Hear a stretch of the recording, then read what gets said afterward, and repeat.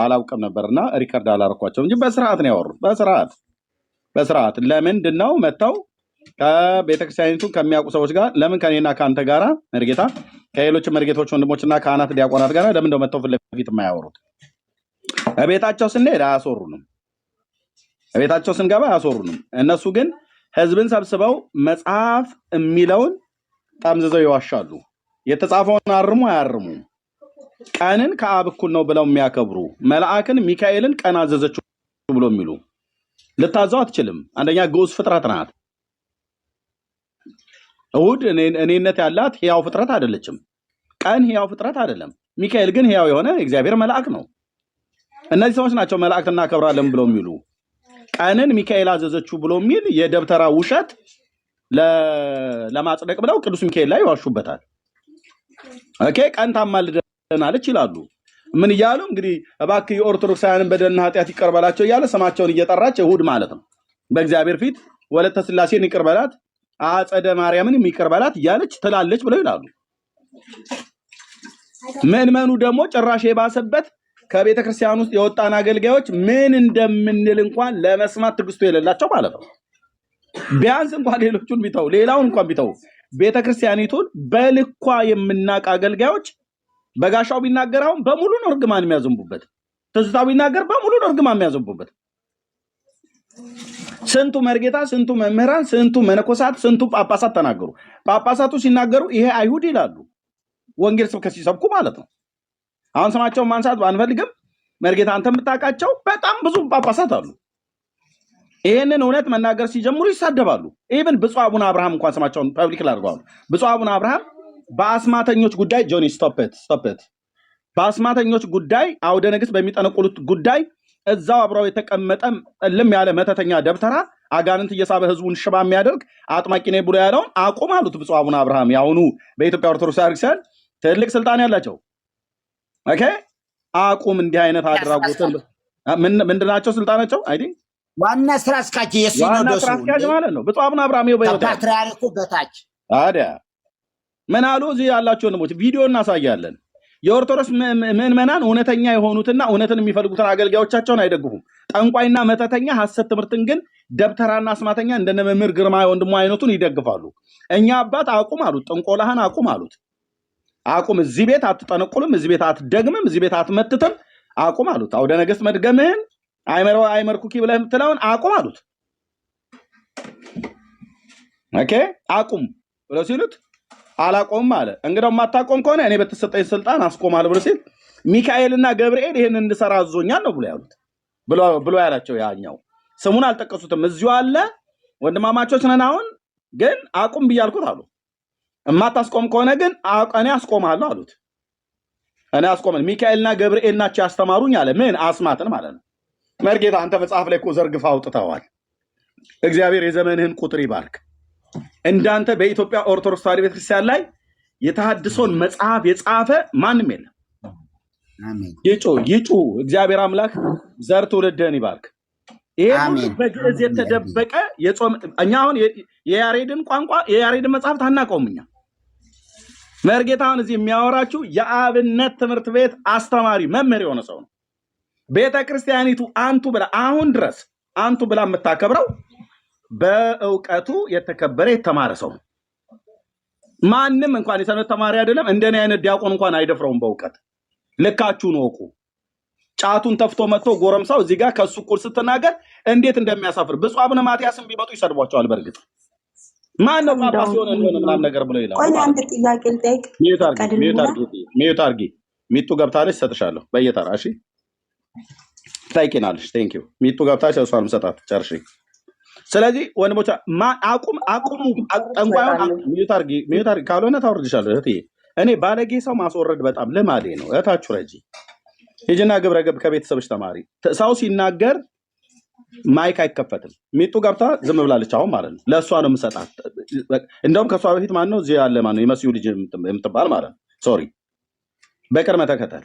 ስለዚህ ብፁዕ አቡነ አብርሃም ጠንቋዩን ሰውዬ አቁም ብሎ ሲሉት አላቆም ማለት በኋላ ላይ ግን በግድ አስቆምሃለሁ አሉት። አንተ ሚካኤልና ገብርኤል አስማት እንድሰራ አስተምረውኛል ያልከው፣ እኔ ደግሞ ሚካኤልና ገብርኤል አንተን ከእንዲህ አይነት ቤተክርስቲያን ውስጥ በተሰጠኝ ስልጣን አስቆምሃለሁ ብሎ አሉት። በዚህ ሰዓት ጳጳሱ ናቸው የተናገሩት። ልብ በሉ። በዚህ ሰዓት ግልብጥ ብሎ ይሄ ቀኝና ግራውን የማያውቅ በስሜት የሚጋልብ የኦርቶዶክስ ምዕመን ግልብጥ ብሎ ሄዶ ጳጳሱን ብፁዕ አቡነ አብርሃምን አንተ ማነህ አሉት። ማነህ አንተ አጥማቂያችንን እዚህ የምትናገረው? እምነት ምንድነው ለመሆኑ አላሉትም። ከጥቂቶች በስተቀር እንደ ኦርቶዶክስ ተዋሕዶ ቤተክርስቲያን አገልጋዮቻቸውን የሚደፍሩ ስዳደጎች አላየሁም። እኔ ከዛው ከድሮም ጀምሮ ስለማቅ ደግሞ የዛኑ ያህል አባቶቻቸውን የሚፈሩና የሚያከብሩ አሉ። አንቺ አሁን ከጳጳሱ በልጠሽ አንተ ከጳጳሱ በልጠ ነው ማነህ አንተ? እምነትህ ምንድነው? ብፁዕ አቡነ አብርሃም ነው እምነቱ ምንድነው ተብሎ የሚጠየቁት የኢትዮጵያ ኦርቶዶክስ ቤተክርስቲያን ስራ አስኪያጅ ሆኑ። እንዴት አባቶቻችሁን እንኳን አሰሙ? እንዴት ጠንቋይን አወግዛለሁ ብለው ሲሉ እንዴት አብራችኋቸው አትቆሙ? እርሶ ማንኖት? እምነቶት ምንድነው? ለመሆኑ የኛን አጥማቂ እርሶ ሊናገሩት ማንኖት ብለው ማለት ነው። እንፈጫለን አልኳ ከአስማተኛ ጋር ቁም፣ ከላይ ጳጳሱ ከዚህኛ አንለቀህም። ለእግዚአብሔር ትኖራለህ፣ ቀጥ ብለህ ትኖራለህ ማለት ቃል እግዚአብሔርን ታውቀዋለህ፣ ታውቃለህ። እኔ ፊት መጣው ኦርቶዶክስን እንተፋተፋለሁ ብለህ ብትል፣ መርጌታ ፊት እንተፋተፋለሁ ብለህ ብትል፣ ማንም ሆኑ ሴትም ሆኑ ወንድ ማለት ተሳድበህ ተንጨርጨረሽ ትሄጃለሽ፣ ተንጨርጨረህ ትሄዳለህ እንጂ ምን የምታመጣው ነገር የለም። በእውቀት ግን ከሆነ ኑና አውሩን። በተለይ አገልጋዮቹ ምዕመናኑ ምን ቦጣው ጨጓራው ይቃጠላል። በማያውቀው መጽሐፍ እናንተ ጽፋችሁ ለቅልቃችሁ በሱቲና በቆዳ ተጠርዘ የተቀመጡ ገድላ ድርሳናት ሲወጡ እኮ ጉድ። ከዚህ በኋላማ ይብስብኛል አልኳችሁ። መጽሐፉን ለምን እልህ ተጋብቼ ሳይሆን መጽሐፍቶች ውስጥ የተጻፈ እስከዛሬ ድረስ እንደውም አልገልጠውም ያልኩትን ከዚህ በኋላ ወደ ብርሃን አወጣዋለሁ። ተፋጅ እዛው ወይ አርሙ ወይ ህዝቡ ልቀቁ። ህዝብ የእግዚአብሔር ነው። ኦኬ መድኃኔዓለም ክርስቶስ ነው ለዚህ ትውልድ የሞተለት እንጂ ማንም ጳጳስ ደሙን አላፈሰለትም። ማንም ፓስተር ደሙን አላፈሰለትም። ከእረኛቸው ጋር መንጋውን አገናኙት። አማኑኤል ነው በመስቀል ላይ የሞተው። ከአማኑኤል ጋር አገናኙ። ከአማኑኤል ጋር የሚያገናኛቸውን ትምህርት አስተምሩ፣ እውቀትንም ጻፉ። እምቢ የምትሉ ግን ከሆነ የሰራዊት ጌታ ልዑል እግዚአብሔር ተነስቶባችኋል። ትውልድን ያስነሳው ትውልድን ያስነሳው ከራሳችሁም ቤት ማለት እየቀሰቀሰ ጴንጤ ሆነ ተሐድሶን እኔ አልፈልግም ብለህ የምትል ከሆነ ተግማምተህ ትቀመጣለህ ማለት ነው።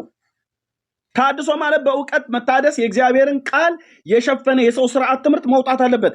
ተሐድሶ ለእስራኤላውያን አስፈልጓቸው ስለነበረ ነው ብሉይ ኪዳን ላይ ነቢያትን የላከባቸውና ተሐደሱ እያለ እግዚአብሔር ሲጮህ የነበረው።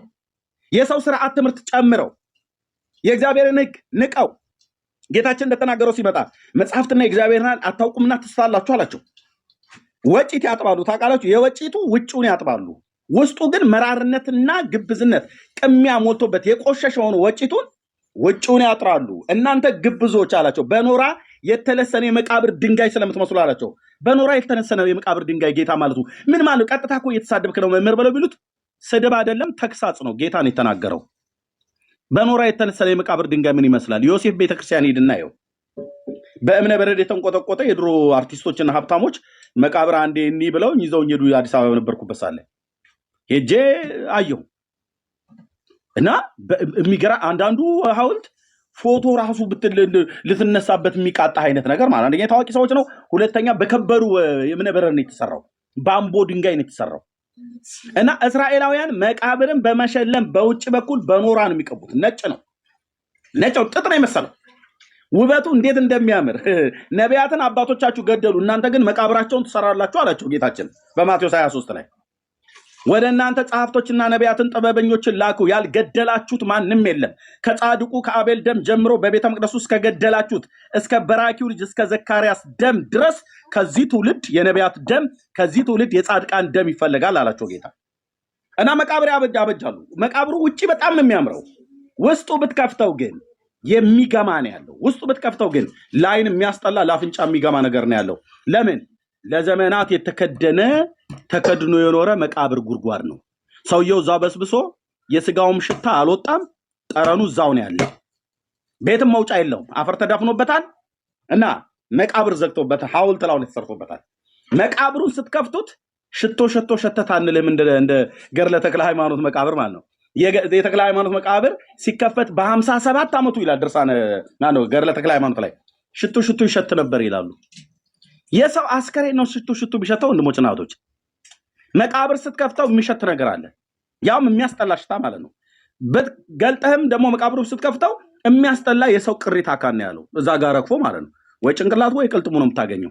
ጌታ ምን እያላቸው ነው? የመቃብር ድንጋይ ስለምትመስሉ ያላቸው ውጫቸው ሲታይ ቀሚሳቸው፣ አለባበሱ፣ ሪዛቸው፣ ጸጉራቸው የንግግር ምናምን ነገር ተብሎ የሚባላል እንደኛዎቹ ማለት በስመ አብ አትጎትተው ዜማ ስለጨመርክበት አይደል መንፈሳዊ የምትመስለው። በስመ አብ ወወልድ ወመንፈስ ቅዱስ ነው ማለት። መንፈሳዊ ለመምሰል ንግግር ተነጋግረው የማያውቁ ይመስል ግብዞች ሆኑ ሲናገሩ በስመ አብ ወወልድ። ምን ማንዛዛት ያስፈልጋል ብራዘር? ወይ እዝል ወይ ግዕዝ ወይ አራራ ይጨምርበትና ቅዳሴ አድርገው ወይ መንፈሳዊ ናቸው እኚህ ሰውዬ ተብለው እንዲባሉ ማለት ነው። እና ግብዞች ሆነው ውጫቸው ቀሚሳቸውን ለብሰው ከሰማይ የወረዱ ነው የሚመስሉት በጌታ ዘመን የነበሩት ማለት ነው። እሱን አላሰብክ ብለው ያሉ በየምኩራብ የሚሰድቡት የሴት ልጅ እያሉ የሚሳደቡ ትውልዱን ተሳዳቢ ያደረጉ ትውልዱን ተራጋሚ ያደረጉ ኢየሱስን እንዲረግሙት ትምህርቱን እንዲያቃልሉ እንዳይሰሙት ትውልድን ወይ አይገቡ ወይ አታስገቡ ብሎ እንዳላቸው ማለት ነው። የእስራኤልን ሕዝብ አመፀኛ ያደረጉትና መሲሁን ክርስቶስ ኢየሱስን እንዳያውቁ የጋረዷቸው የእውቀትን መክፈቻ ስለምትወስዱ መንግስተ ሰማያትን በሰዎች ላይ ስለምትዘጉ ወዮላችሁ አላቸው። የእውቀት መክፈቻ ማለት የቃሉን ፍቺ ልክ ሴቶች በኪሮሽ ክርን ሲጠላልፉ ውሉን እንኳን ያውቁታል እነሱ የሆነ ቦታ ላይ ይቋጥሩታል። ስጭ ዳንቴሉን የሰራችሁ ሴትዮ መልሰሽ ፍቺው ብለህ ብትላት ትፈታዋለች። የቱ ጋር እንደቋጠረችው ታውቀዋለች።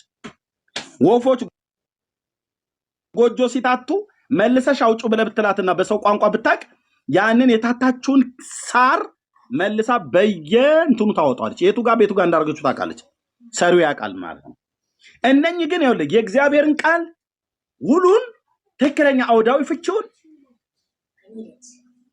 ትንቢትም ቢሆን ትውልድ እንዳይጠብቅ ዘመን ቢሆን ትውልድ እንዳይጠብቅ ይሄው እስካሁን ድረስ እስራኤል አሁን የሳምንት ዕለት ማልሞላ ማለት ተትናንት ወዲያ ከአራት ቀን በፊት ትንቢተ ዳንኤል መጽሐፍ ምዕራፍ 9 ቁጥር 25 እንፍታው እንደምረው አልኳቸው። ከአይሁዳውያን ጋር እዚህ ውስጥ አሉ። ሺን እንፍታው ምንድነው የምንፈታው? ሱባኤውን እንደምረው አልኩት። በእኛ ሃይማኖት ሱባኤውን የደመረ የተረገመ ይሁን ብለዋል አሉ ራባዮቹ። እንደዚህ ነው ያሏቸው። ለምንድነው የዳንኤል ትንቢት መጽሐፍ ምዕራፍ 9 ቁጥር 25 ያለው ቃል 62ቱ 7 ሱባኤ የማይደመረው? አንድ ሱባኤ 7 ዓመት ነው በመጽሐፍ ቅዱስ። ለምንድነው የማይደመረው? ከተደመረ ጣጣው ከባድ ነው። ለማ ለአይሁዳውያን እንዴ ምንኛ ጣጣ አለው? ከደመርከው የዳንኤልን ትንቢት መጽሐፍ 62ቱን 7 ከደመርከው ሱባኤውን ከደመርከው ልክ ዳንኤል እንደተናገረ ክራይስት መሲሁ የተገደለበት የዛሬ 2000 ዓመት ኤግዛክትሊ ያሳያላ። መድኃኔዓለም ይፋረደኛል እኮ አይሁዱን፣ ኦርቶዶክሱን፣ ጴንጤሁን፣ ካቶሊኩን አልኩ በእውቀት በእግዚአብሔር ቃል እውቀት ናንጂ ሰድበንም ታገሳለሁ እኔ ጉዳይ አይደለም ናንጂ ሜዳው ገደል እንደሚሆንብን እናያለን ማለት ነው። ስለዚህ ኢሳይያስ መጽሐፍ ምዕራፍ 53 አታንቡት። ከተነበበም ደግሞ ለእስራኤል ቤት ነው። እውነትና እስራኤል የዓለምን በደልና ኃጢአት ይዞ ተቀጠቀጠ እንዴ? የዓለምን በደልና ኃጢአት ተሸከመ እንዴ? እስራኤል በወንበዴዎች መካከል ተሰቀለ እንዴ? እስራኤል ተሰቀለ። ኢሳይያስ 58 ማለት ኢሳይያስ 53 ለእስራኤል ቤት ነው ብላችሁ ተተረጉማላችሁ። አታፍሩም? ወንድሞች እናቶች፣ ለመሲሁ ቀጥታ የተነገረ ንግግር እንዲህ ብለው አጣመው ህዝቡን የዋውን በርግማን ውስጥ ማለት ነው። የኦርቶዶክስ ተዋሕዶ ቤተክርስቲያንም እንደዚሁ ናት። አንድም ትላለች አንዱን ቃል እንደ አክርማሰር 18 ቦታ እየበጣጠሱ እየተሰነጣጠቁ ጴንጤው ቃል እግዚአብሔር ለራሱ ነው የሚተረጉሙ ይላሉ። እነሱስ የአንድምታ ትርጓሜ አንዱ ቃል ብቻ 19 ትርጉም አለ። ወንድሞቼ እናቶቼ፣ ለእኔ አትነግሩኝም። መተዚህ ለመርጌታ አትነግሩንም። የአንድምታ ትርጓሜው መጽሐፍቱን ሁሉ ይዘን የምንነግራችሁ አንዱን ቃል 19 ቦታ እነሱ ሸንሽነው በጣጥሰው እናቶች እንኳን ሳርን ሰበዝን ሲሰነጥቁ ስንደዶ ወይ አክርማ ሲሰነጥቁ 2 ቦታ የሚሰነጥቁት። ኦርቶዶክስ ግን እንዳመቻት ቃል እግዚአብሔር እንደፈለገ ተሰነጣጥቀዋለች እንደልባቸው። አለቃ እንትና እንዲህ ብለው የተረጎሙት ይላሉ፣ እንትናም ደግሞ የኔታ እንትና እንዲህ ብለው የተረጎሙት ይላሉ። መጽሐፍ ቅዱስ ትክክለኛው ፍቺ ይታወቃል፣ በኦርቶዶክስ አይታወቅም። በትርጓሜ አጣማው ህዝቡ እንዳይገባው አድርጎ ልክ አይሁዳውያን ያላቸው እንደዚህ ነበረ። ግብዞች አላቸው ጌታችን፣ በኖራ የተለሰነ የመቃብር ድንጋይ ትመስላላችሁ አላቸው። ውጫቸው ሲታይ በጣም ነው የሚያምሩት። አለባበሳቸውን አይተዋል አይደል? የድሮቹን ደግሞ ብታያቸው ወንድሞቼ ቀሚሳቸውን አንዘርፍፈው ሪዛቸውን እንትን ብለው የከበሬታ ወንበር በየቦታው መምህር ተብለው ይጠራሉ። ግን አንድ የሚናገሩት እነሱ በጣታቸው መንካት የማይፈልጉትን ነገር በሰዎች ላይ ከባድና አስቸጋሪ ነገር ጠምጠመው ሰው ላይ ይጭናሉ። ሲኦልን ማነው ሰውን ወደ ገሃነመ እሳት ያወርዳሉ። ጌታችን ወይ እናንተ አትገቡ ወይ የሚገቡትን አታስገቡም፣ ስለዚህ ወየውላችሁ አላቸው። እንግዲህ እስራኤል እንኳን ካህናቱ የአብን ልጅ አምላካችን ጌታችን ኢየሱስ ክርስቶስን አልሰሙትም። የእሱ ቀንደኛ ጠላት ማን ነበረ? ዲያብሎስ ብቻ አይደለም፣ ግብዞች የሆኑ የሃይማኖት መሪዎች ማለት ነው። ያኔም አሁንም ይኸው ናቸው፣ አንድ ናቸው። ቤተ መቅደሱን ይዘናል ብለው ያሉት ናቸው እንጂ ህዝቡማ ምን አደረገ? አይን አብርቶ እኮ አይን ፈውሶ ዓለም ከተፈጠረበት ጊዜ ጀምሮ ሆኖም ማያቅ አይን አብርቶ አይኔን አበራው ብሎ ሲል ናስኪ አንተ እያሉት ና ማን ነው አይኔን ያበራው አሉት። ኢየሱስ ይባላል። ከገሊላ ናዝሬት እንደመጣ ይወራለታል። እሱ ነው አይኔን ያበራው ብለው ሲነግራቸው አይ እኛ እሱን ሰውዬ እናውቃለን አሉ። ዮሐንስ ወንጌል ምዕራፍ 9 ላይ እናውቀዋለን አሉ። ኃጢአተኛ ነውና አንተ ግን እግዚአብሔርን አክብር ማን ነው ብለው አሉት። ኃጢአተኛ ሰው ነውና አክብር እግዚአብሔርን አሉት። አይ እኔ ኃጢአተኛ መሆኑን አላውቅም አለ። አይነ ስውሩ ኃጢአተኛ መሆኑን አላውቅም፣ አንድ ነገር ግን አውቃለሁ። ይሄ ከገሊላ ናዝሬት ወጣ የተባለው ኢየሱስ ነቢዩ ኢየሱስ ተብሎ የሚባለው አይኖቼን አብርቷል አላቸው። ኦኬ እኛ እኮ እኔ ኃጢአተኛ መሆኑን አላውቅም አላቸው። አንድ ነገር ነው የማውቀው እና ያለን የሚሉት ብርሃን የሆነውን ጌታ ኃጢአተኛ ነው አሉት። የማያየው ሰውዬ አይነ ስውር የሆነው ብርሃን የሆነውን ጻድቁን ጌታ ቅዱስ ነው አድኖኛል አላቸው። ስላላመኑት ሰውየውን እናትና አባቱ ጋር ሄዱ። ከመቼ ጊዜ ጀምሮ አይነ ስውር የሆንከው እያሉ ማለት ነው።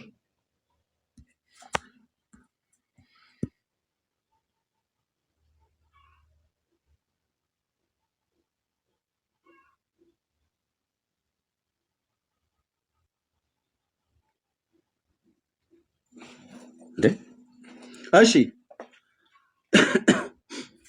ወገኖቼ ማን ነው አይንህን ያበራው? ኢየሱስ። ስላላመኑት ቤተሰቦቹን አስጠሩ። ችግር የለም ቢያስጠሩ ምንም ችግር የሀገሩ ለምን ብሎ አይጠይቁም። አስጠሩትና ቤተሰቦቹን ይሄ ልጃችሁ ነው? አዎ። ከመወለዱ ጀምሮ እንደዚህ አይነ ስውር የሆነው? አዎ። ማን ነው አይኑን ያበራው ብሎ ሲል እሱ ሙሉ ሰው ነው፣ እሱን ጠይቁት አሉ። ለምን በሉ አሁን የኢትዮጵያ ኦርቶዶክስ ቤተክርስቲያን ልክ እንደምታደርገው ከአይሁድ ማህበር ከሸንጎ ከየትኛው ማህበራዊ ኑሮ ህዝቡን ለመነጠል ተማምለው ነበረ። ቃል በቃል እኛ ኢየሱስ ጌታ ነው ብለን ስንል ከማህበርና ከድር አስወጣቸው፣ ቤት አታከራዩ ብላ የኢትዮጵያ ኦርቶዶክስ ቤተክርስቲያን በአገልጋዮቿ በኩል የእግዚአብሔር ህዝብ ላይ አዋጅ እንዳወጀች እነሱም ልክ ዮሐንስ ወንጌል ምዕራፍ 9 ላይ ይህ ሰው ይሄ ከማርያም ተወለደ ተብሎ የተባለው የዮሴፍ ልጅ ተብሎ የተባለው ከገሊላ ናዝሬት የወጣው ኢየሱስ የሚባለው ሰው እሱ ክርስቶስ ነው ብሎ የሚመሰክር ካለ ከአይሁድ ማህበር እናባረረዋለን ብለው ተማምለውልን ነበር። ቤተሰቡ ፈሩ። የዚህ ሰውዬ ቤተሰብ ማነው አይኑን ያበራው ነው ያላችሁት? ልጃችሁ ነው? አዎ።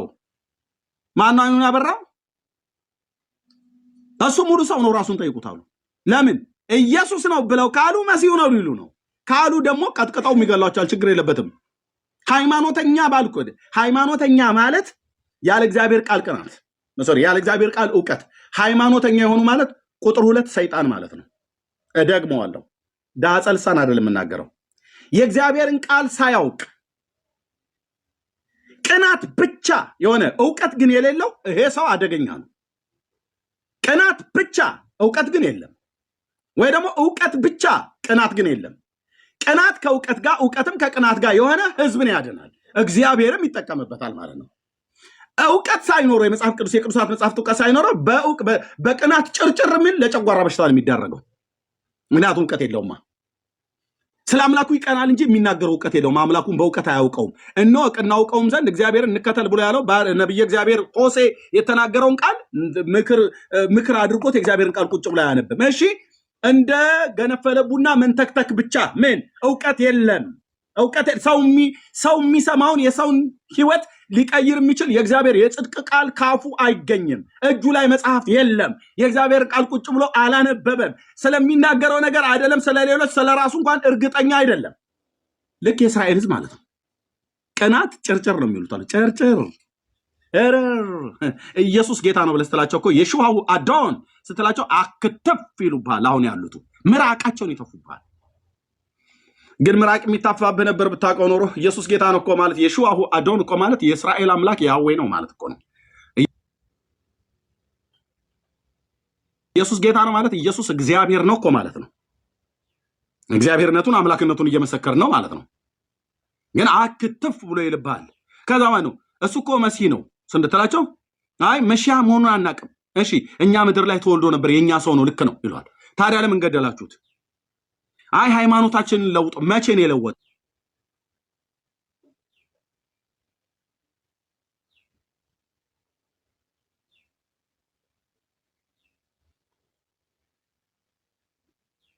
ራባይ እንትና ጋር ይማር ነበር ምናምን ነገር እያሉ ጭቅጭቅ ነበር። ኦኬ ሲጀምር ጌታ ኢየሱስ የትኛውም ራባይ ጋር ቁጭ ብሎ አልተማረ። ኦኬ ልጆች ይሄን ትምህርት ከየት አመጣኸው ብለው ሲሉት እንደውም በ12 ዓመቱ አይደል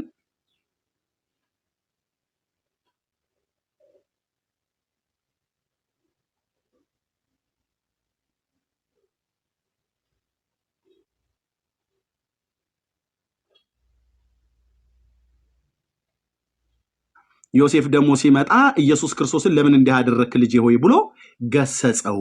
ማ ኢየሱስ አጥፊ ዮሴፍ ተገሳጭ። ማን የጻፈው ይሄንን? የኢትዮጵያ ኦርቶዶክስ ተዋሕዶ ቤተክርስቲያን ታምረ ኢየሱስ ላይ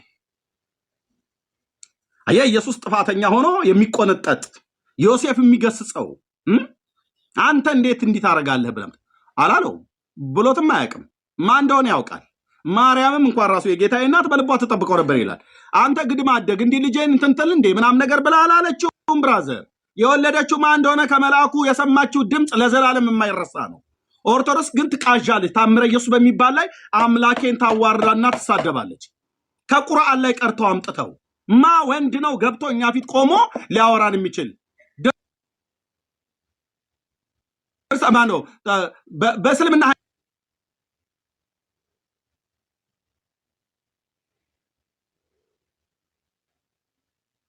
ሃይማኖት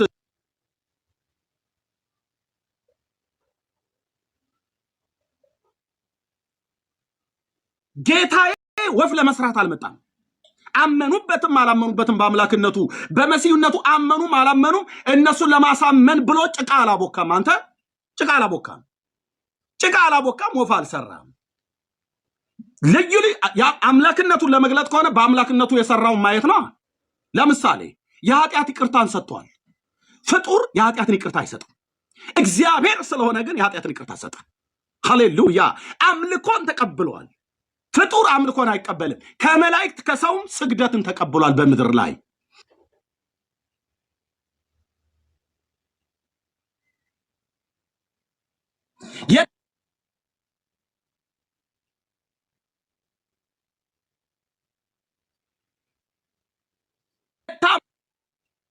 ጋር ኩል የመለኮት ስልጣን ያለው እግዚአብሔር ነው። እግዚአብሔርነቱን ለማሳመን የኃጢአትን ይቅርታ በመስጠት አምልኮን በመቀበል ስግደትን በመቀበል ነው እንጂ ያሳያቸው ጭቃ አቦካ። ከዛስ ጭቃ ደግሞ እያቦኩ በሚጮቱበት ሳለ የ5 ዓመት ልጅ ሆኖ ሳለ የሆነ ህፃን ልጅ ተሳስቶ የኢየሱስ ክርስቶስን ደረቱን ረገጠ ይላል። ከዛስ አንተ ህፃን ህይወት ተቆረጠች ብሎ ልጁን ገደለው ይላል። ያ የ5 ዓመት ህፃን ጌታ የ5 ዓመት ህፃን ልጅ ሆኖ እና ደረቱን ተሳስቶ ደረቱን የረገጠ ብላቴና በእድሜ በሱ በስጋ እድሜው የጌታ ኢየሱስ ክርስቶስ አቻ የሆነ ማለት ነው። ለምሳሌ ወይ እንደ ዮሐንስ 6 ወር የሚበልጣው ወይ 6 ወር የሚያንሰው ወይ 2 ዓመት የሚበልጣው ወይ 2 ዓመት የሚያንሰው እሱ ተሳስቶ ደረቱ ረገጠ የጌታን ሲጮቱ ማለት ነው። የልጅ ነገር ጌታም ሰው ሆኖ ስለተወለደ እንግዲህ የልጅ ነገር ነውና ሲጮቱ ደረቱን ረገጠ። ታምረ ኢየሱስ። እሺ ኢየሱስ ክርስቶስ ህይወት ተቆረጠች ብሎ ረገመው ይላል። ምን አልከኝ አንተ? የህይወት የዘመን አጭር ትሁን። ዮሐንስ ወንጌል መጽሐፍ ምዕራፍ 3 ላይ ምንድነው ብሎ የሚለው? በእርሱ የሚያምን ሁሉ የዘላለም ህይወት እንዲኖረው እንጂ እንዳይጠፋ እግዚአብሔር አንድያ ልጁን እስኪሰጥ ድረስ ዓለሙን እንዲወዳል ይላል። ዓለም በልጁ አምኖ እንዲድን እንጂ በዓለም እንዲፈርድ እግዚአብሔር ወደ ዓለም አላከውም ይላል። እግዚአብሔር ልጁን ወደ ዓለም ሲልከው በዓለም እንዲፈርድ አይደለም፣ ዓለምን ሊያድን ነው ይላል። ዓለምን ሊያድን።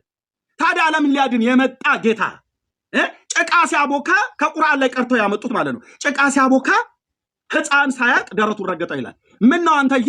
እያወቁ በመቃ ጭንቅላቱን ሲደበድቡት በሊቀ ካህኑ ግቢ ንጉሴን አምላኬን ሲያዳፉት ምራቅ ሲተፉበት ሲደበድቡት በመስቀል ላይ በደረቅ እንጨት ላይ በምስማር አጣብቀው ሲገሉት የሚያደርጉትን አያውቁምና አባቶ ይቅር በላቸው ብሎ ያለ ሲመቱት ሲደበድቡ ሲተፉበት ለሞት ፍርድ አሳልፈው ሲሰጡት በእነሱ ላይ እንኳን ያልፈረደ ጌታ ነፍስ በማያውቅ ሕፃን ልጅ ላይ ነፍስ ገደለ ብላ ኦርቶዶክስ ተዋሕዶ ቤተክርስቲያን ኢየሱስ ክርስቶስን ነፍሰ ገዳይ ነው ብላ በታምረ ኢየሱስ ላይ ጽፋለች።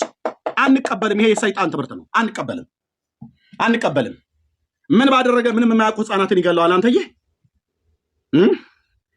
የኤልያስ አምላክ ምስክር ነው አልኩ። ውጣና ስበክ ብሎ ሲለኝ ዝም ብዬ አይደለም። የኤልያስ አምላክ ምስክር ነው። ኢየሱስ ክርስቶስ ነፍስ ገደለ ነው ብለህ የምትለኝ? ነፍስን ሊያድን የመጣ ጌታ ነፍስን ገደለ ነው የምትሉት? ወንጌሉ ነፍስን ገደለ አይልም። ኤርሚ በጣም ይቅርታ። ማርያም ግን ስታድግ የሰማይ ህብስት እየበላች በጣም ጥሩ አድርገውን የሳሉላት ጨዋ፣ እንደዚህ ሰው ገዳይ አይደለችም። ጥቁር ከቀይ ቀለም አትቀላቀልም። ልክ ለኢየሱስ ግን ሲጻፍ ተአምሩ ግን ኢየሱስ ነፍሰ ገዳይ። ተመልከት፣ የሁለቱን ተአምር ብቻ ጎን ለጎን ኮምፔር ያረቀጥልበት። ያ አጥፊ ጥፋተኛ ዮሴፍ የሚገስጸው አስተማሪው የሚቆጣው ቀለም በጠበጥ ቀለም ደፋ ምናምን ነገር ብሏል እየተባለ እሷ በመቅደስ የምታድግ ጨዋ እንደው ምን በቃ ምንድነው የጌታችን እናት እንወዳለን ብሎ በሚል ወንድሞች እናቶቼ ትውልድ ከሰማ ሰማ፣ ካልሰማ የራሱ ጉዳይ ነው፣ መብት ነው። እንደ መልእክተኛ እናገራለሁ። በኢትዮጵያ ኦርቶዶክስ ተዋሕዶ ውስጥ ያደጉ የቀደሱ ጓዳ ጎርጓዳን በሚገባ በቆሎ ትምህርት ቤት እየተንከራተቱ ቁጭ ብዬ ተማርኩ ሰው ነኝ። ጴንጤነትንም አውቀዋለሁ ስለገባ፣ ሁለቱም ቤተ እምነት በሚገባ አውቃለሁ። እዛ ተምሬ ቀዳሽ፣ አሁን በጸጋ አገልጋይ አድርጎኛል እግዚአብሔር። ምንድነው የምትለው ኤርሚያስ ብለህ ካልከኝ ኢየሱስ ክርስቶስ ያድናላ። ለሰው ልጆች በደልና ኃጢአት ቤዛ የሆነ እሱ ነው። ሌሎች ቤዞች ናቸው ተብለው የሚጠሩት ሁሉ በሙሉ አንዳቸውም የዘላለም ሕይወት እንደሚሰጡ ቅዱሳት መጽሐፍት አንድም ቦታ ላይ አይናገርም። ምን ነው የቅዱስ ገብርኤል ስብከት ተረሳ? ኦርቶዶክሳውያኑ ሲሰብኩት አናይም። ለህዝቡ ሁሉ የሚሆን ታላቅ ምስራችን ነግራቸዋለን ብሎ ዛሬ በዳዊት ከተማ መድኃኒቶች አላለም። መድኃኒቶች አላለም። በብዜት ቃል የዳዊት ልጅ ዮሴፍ ሆይ ከእርሷ የተጸነሰው ከመንፈስ ቅዱስ ነውና እጮኛ ማርያምን ለመውሰድ አትፍራ፣ ልጅን ትወልዳለች፣ ስሙንም ኢየሱስ ትለዋለህ። እርሱም ህዝቡን ከኃጢአታቸው ያነጻቸዋል፣ ያድናቸዋል ነው ያለው። በነቢይ እንዲህ ተብሎ ተጽፏልና ብሎ ማቴዎስ ወንጌል መጽሐፍ ምዕራፍ 1 ከቁጥር 18 ጀምሮ እስከ 21 ማለት ነው። ብዙ መድኃኒቶች፣ ብዙ ቤዛዎች፣ ብዙ ተስፋዎች ስጋ ልባሹን ክንዳቸው እያደረጉ የሚመኩት በእግዚአብሔር አይደለም። በእግዚአብሔር መመካት፣ በእግዚአብሔር መታመን ማለት ትዕቢት ነው ይለዋል። ትዕቢት ስንፍና ነው፣ ድፍረት ነው ይለዋል። አምላኬ ለዘላለም አይጥለኝም፣ በእርሱ በማመኔ አልጠፋም። በወልድ ዘያምን በወልድ በሕይወት ዘላለም ብሎ የሚለው በወልድ የሚያምን የዘላለም ሕይወት አለው ብለዋል። ስለዚህ በሱ ላይ እምነቴን አደርጋለሁ፣ በሚመጣውም በዚህም ዓለም በሚመጣውም ዓለም አምባ መጠጊያ ጥላ ከለላ አማኑኤል ይሆነኛል ብሎ ማለት ትዕቢት ነው። በኦርቶዶክስ ትዕቢት የማይሆነው በራሴ ስራ ጸድቃለሁ ይላል። ስራ ምንድን ነው ብትለው በስራዬ የት የሆነ መግቢያ ብሎ ደግሞ ሌሊት ሲያላዝም ታየዋለህ መዝሙር ላይ።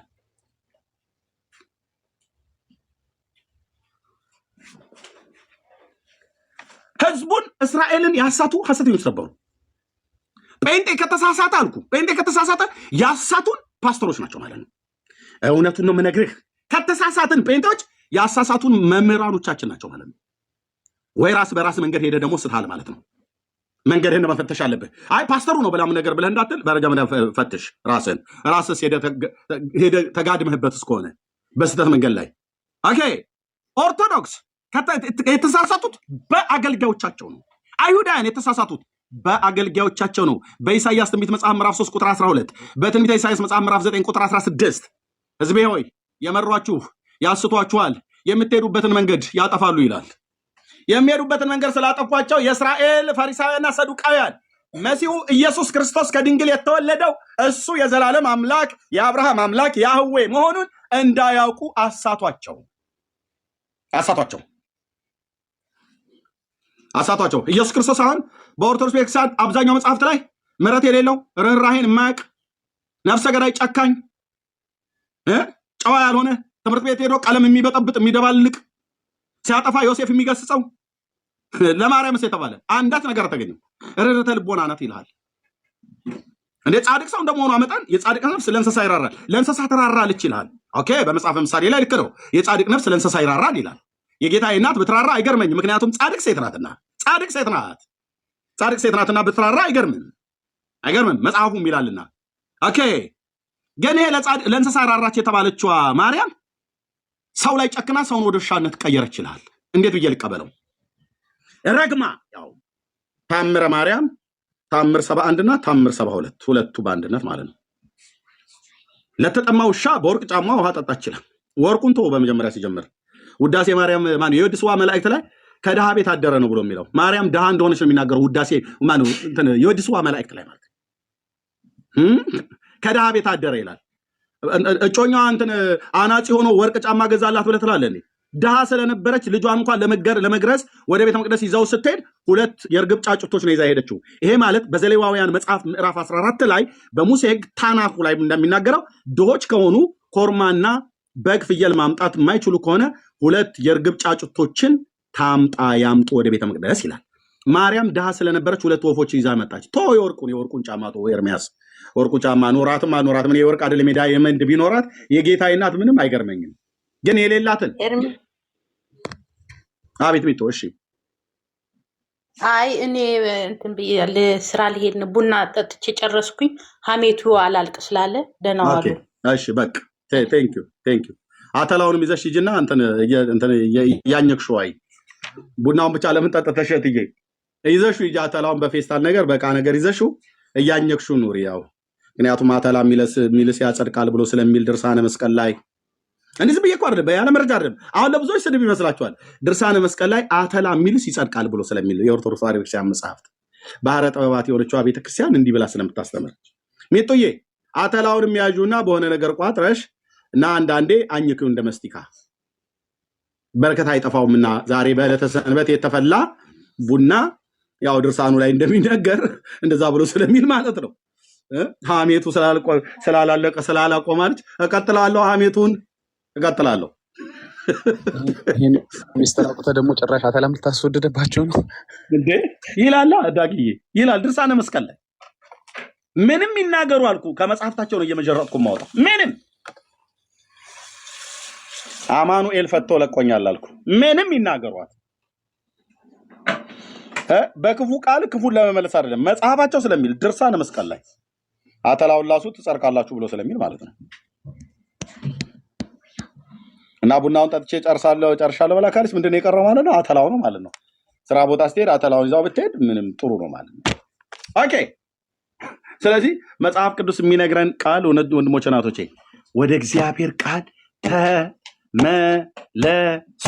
ስሙን ያስኩት ነብይ እንዲህ ይላል በምዕራፍ 2 ቁጥር 31 ላይ ትውልድ ሆይ የእግዚአብሔርን ቃል ተመልከቱ ይላል ነብዩ ኤርሚያስ። ስሙን ያስኩት ነብይ ትውልድ ሆይ የእግዚአብሔርን ቃል ተመልከቱ። እኔም እልሃለሁ በጌታ በሰጠኝ ጸጋና በሰጠኝ ዘመን ላይ የእግዚአብሔርን ቃል መጽሐፍ ቅዱስን ተመልከት። እውነት ዛን ያለው እውነት የሆነው ቃሉ ነው። በእውነት ቃል ቀድሳቸው ቃልህም እውነት ነውና ብሎ ስላለ በዮሐንስ 17 ላይ ማለት ነው። የእግዚአብሔርን ቃል ስታውቅ እውነትን ታውቃለህ፣ እውነት አርነት ያወጣሃል። እውነትን ታውቃለህ፣ በእውነት ቃል አስቦ ቅዱስ እግዚአብሔር በዳግም ልደት ይወልድሃላ እና እስከተወለድክ ልጅ ነህ። ልጅ ከሆንክስ መንግስቱን ወራሽ ነህ። ማነው ስምህ? ዘርጋው እባላለሁ። ምንድነው እምነትህ? የኦርቶዶክስ ተዋሕዶ ቤተክርስቲያን እምነት ተከታይ። የዘላለም ሕይወት አለህ? አዎ ይላል። አሁን ብትሞት መንግስተ ሰማያት የእግዚአብሔር ልጅ ነህ? አዎ። እንዴታ? አንድዬ መድዬ አድኖኝ ይላል። ኦኬ። እና አሁን ብትሞት መንግስተ ሰማያት ትገባለህ? እሱንማ እኔ አላውቅም፣ እሱ ነው የሚያውቀው ይላል። እንዴት ነው ልጅ ሆነህ እሱ ያለውን የማታውቀው? አባትህ እግዚአብሔር አልነገረህም ለአንተ ለልጁ? በመጀመሪያ መቼ ልጅ ሆንክና? እኔ ግን አባቴ እግዚአብሔር ነግሮኛል፣ አባቴ ኢየሱስ ነግሮኛል አልኩ። አንተዬ ኤርሚያስ አቤት። ምንድነው እምነትህ? በጌታ በኢየሱስ ክርስቶስ ማምን ነው። የእምነት ተቋም ምንድን ነው? የለየልኝ ጴንጤ ነኝ። እሺ ድነሃል? አዎ። በምን አወቅ? የእግዚአብሔር ልጅ መሆንን በቃሉ አምኜ በዳግም ልደት ወልዶኛል። እና ብትሞት መንግስተ ሰማያት ትገባለህ? አዎ። እንዴት አወቅ? የእግዚአብሔር ልጆች መሆናችንን ያ መንፈስ ለመንፈሳችን ይመሰክራል ይላል። ልጆች ከሆናችሁ ይላል ለጥቆ ደግሞ ልጆች ከሆናችሁ ወራሾች መሆናችሁ ብዙም አልተረጋገጠም አይደለም ብሎ የሚለው ልጆች ከሆናችሁ ወራሾች ደግሞ ናችሁ ይላል። ሃሌሉያ ናችሁ። ኢየሱስን ለዘላለም ሕይወት አልጠራጠረውም። ለዚህ ምድር አልጠራጠረውም፣ ለዘላለም ሕይወትም አልጠራጠረውም። እኔ እንጃ የሆነ እንደ ፕራንክ ሰርቶ የሆነ ቦታ ላይ ጉድስ ቢሰራን ብዬ አልለውም። ጌታ በቃሎቹ የታመነ ነው። ትንሣኤና ሕይወት እኔ ነኝ፣ የሚያምንብኝ ቢሞት እንኳን ሕያው ይሆናል ብሎ ሲል ሕያው የሆነውን እኔ በመጨረሻ ቀን አስነሳዋለሁ ብሎ ሲል ታማኝ ነው ጌታዬ፣ ታማኝ ነው ጌታዬ። ካፉ ውሸት አይወጣም፣ ካፉ ስህተት አይወጣም። በስሜት እኛ እንደምንናገረው አይደለም የሚናገረው፣ አስቦ ይናገራል። የሚናገረው ጽድቅና እውነት ነው። የሚናገረው እውነት ነው። የሰውን ታሪክ የሰውን ሕይወት የሚለውጥ ነው። ኤርሚያስን አድኖታል፣ ዓለሙን አድኖታል። በስሙ የታመኑ ድነዋል። በስሙ ያላመኑ መዳን እንዲያገኙ ወንጌል እንሰብካለን። ራሱን ተማምኖ ነው። እናንተ ደካሞች ሸክም የከበዳችሁ ሁሉ ወደ እኔ ኑ እኔም አሳርፋችኋለሁ ብሎ ሲል እኔን ምንን ተማምኖ ይጠራኛል? ነብይ መጽሐፉ ሲነግረኝ እንዳለ የኔን መነሻ መድረሻ ከመሰረቱ ጀምሮ ነግሮኛል። ምን ብሎ? በበደላችሁና በኃጢአታችሁ ሙታን ናችሁ ብሎ ማለት ነው። እና ሙትቻ ከሆነው ከአዳም ዘር መካከል የሚቆጠር ነው ኤርሚያስ። በኃጢአቱ የሞተ በበደሉና በኃጢአቱ የሞተ የዘቀጠ ከፍጥረቱ የቁጣ ልጅ የነበረ ነው። ኤርሚያስ የአዳም ዘር ውስጥ ስለሆነ እግዚአብሔር ግን ከወደደን ከትልቅ ፍቅሩ የተነሳ ይላል። ምን አድርጎ ነው የወደደን? ምን አድርገንለት? ኤርሚኮ በጣም አሳመሳ የሆነ ጠይም ነው። ቢኒ የቀይ ዳማ ነው። ዳግዬ ቁመቱ እኮ በጣም ዘንጣፋ ነው። ሲዘምርስ ድምፁስ ቢሆን በድምፁ ነው የወደድኩት ይላል። እውነት ነው፣ እውነት ነው። ጌታ የሰጠው ድምፅ አለው። ግን ዘማሪ ዳጊን በድምፁ ነው እንዴ ኤርሚያስ አላየህም እንዴ ምናምን ነገር ብሎ በዚህ ነው የወደደው? ኖ የመሪጌታ አሰባበካቸውን የተማሩት ቅኔ አቋቋም ራሱ ዜማውስ ቢሆን በዚህ ነው የወደድኳችሁ ይላል። ኖ ታዲያ እንዴት ወደደን? በበደላችንና በኃጢአታችን ሙታን ሙትቻ ሆነን የወደደህ ሙትቻ ሆነን የወደደን ሙትቻ ሆነን የወደደን እያንዳንዳችን ከሕግ በታይ ተዘግተን እንጠበቅ ነበር ይላል። ሃሌሉያ። ከሕግ በታይ በሙሉ የአዳም ዘር በሙሉ። ምክንያቱም ከሕጉ በላይ ሊሆን የሚችል ሕጉ የሚጠይቀውን ጽድቅ ሊፈጽም የሚችል አንድም አልነበረም። አንድም ሁላችን ከሕግ በታይ ተዘግተን እንኖር ነበረ። የዘመኑ ፍጻሜ በደረሰ ጊዜ እግዚአብሔር ከሴት የተወለደውን ልጁን ላከ ይላል። ከሕግ በታች ያሉትን ይዋጅ ዘንድ። መንፈስ ቅዱስ ለዘላለም ስም ይባረክ የኔ ጌታ። ከሕግ በታች ያሉትን ይዋጅ ዘንድ ኢየሱስ ክርስቶስ። ኦርቶዶክስ ምትላለች ገድለ ተክለ ሃይማኖት ላይ በገድሉ ደም የዋጀን አባታችን ተክለ ሃይማኖት ማንም ትለው ኦርቶዶክስ ንስሐ ግቢ ነው ብለን ምንላት። የምን የገድል ደም ምናምን ነገር ብሎ የሚል ነው።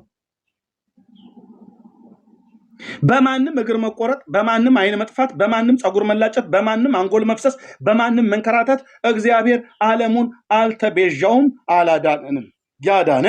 ያዳነን በቅዱስ አጠራሩ የጠራን እግዚአብሔር አምላክ በውድ ልጁ በኢየሱስ ክርስቶስ በተደረገልን በኩል ቤዛነትን አገኘን ይላል። እርሱ ከጨለማው ስልጣን አዳነን፣ ቤዛነትንም እርሱንም የኃጢአትን ስርየት ወዳገኘንበት ወደ ፍቅሩ ልጅ መንግስት አፈለሰን። የኃጢአትን ይቅርታ ያገኘነው በማን ነው?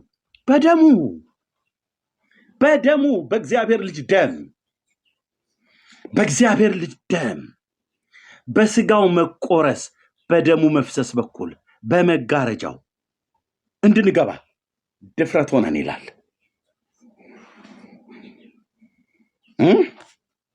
እንትና እግራቸው ተቆረጠ ለእናንተ ሲሉ አይናቸው ጠፋ ወለቀ።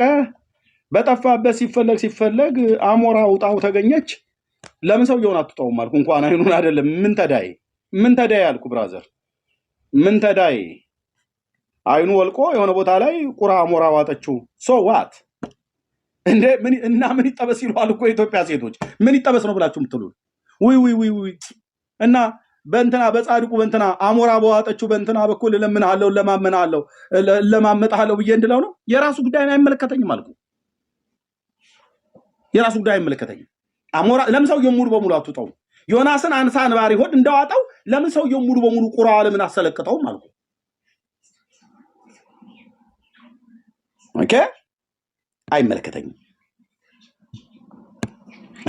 እግዚአብሔር በውድ ልጁ ደም የተቤዠኝ ስሙ ለዘላለም ይባረክ። ኢማኑኤል እግዚአብሔር ከኛ ጋራ ነው። ሌሎችስ አያስፈልጉንም፣ በፍጹም አያስፈልገንም። ሳሊ ለነ ሰንበት ወይ ለምኝልን። እሺ ሲያው ስትለምን ሊታይ አቶ ዘርጋው የሚባሉ ሰው እያሉ እባክህ እግዚአብሔር ወይ ያለች እሁድ እየተናገረ በእግዚአብሔር ፊት እየተወረገረች ማራቸው፣ እስኪ ማራቸው።